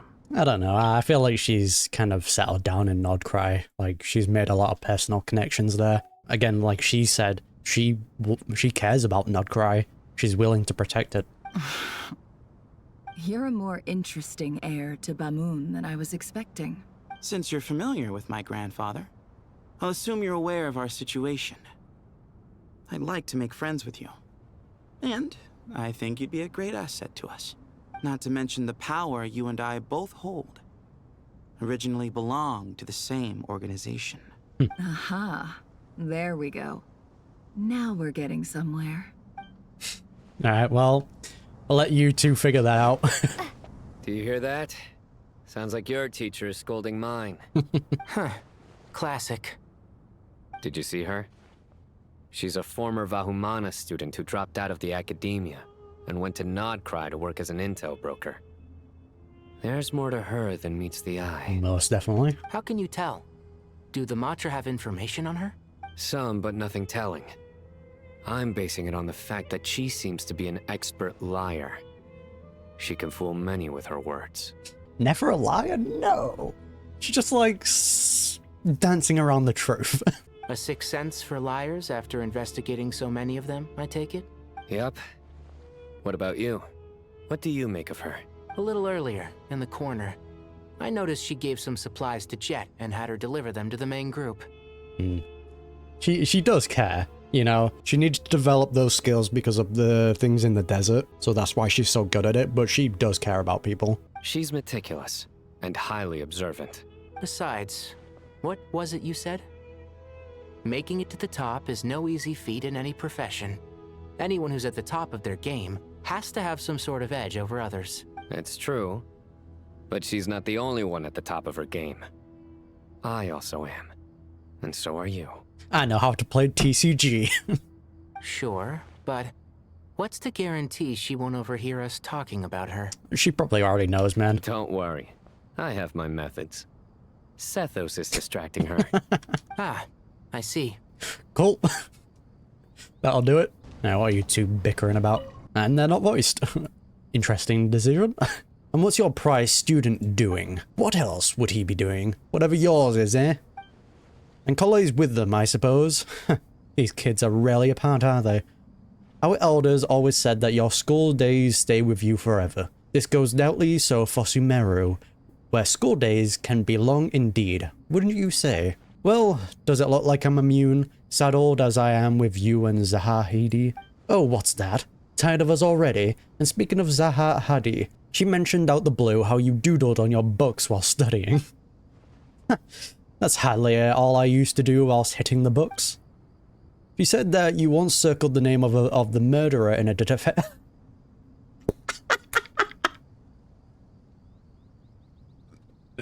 Is this tied back to, what's it, Fontaine? I do know what they're referencing here.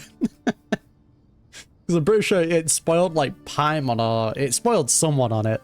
And that, just in case someone missed it, you even wrote the murderer is so-and-so as a hint on the title page, no less.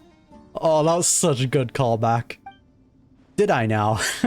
I suppose I was always the creative type. No, you're the worst type of person. Oh, laugh it up, would you?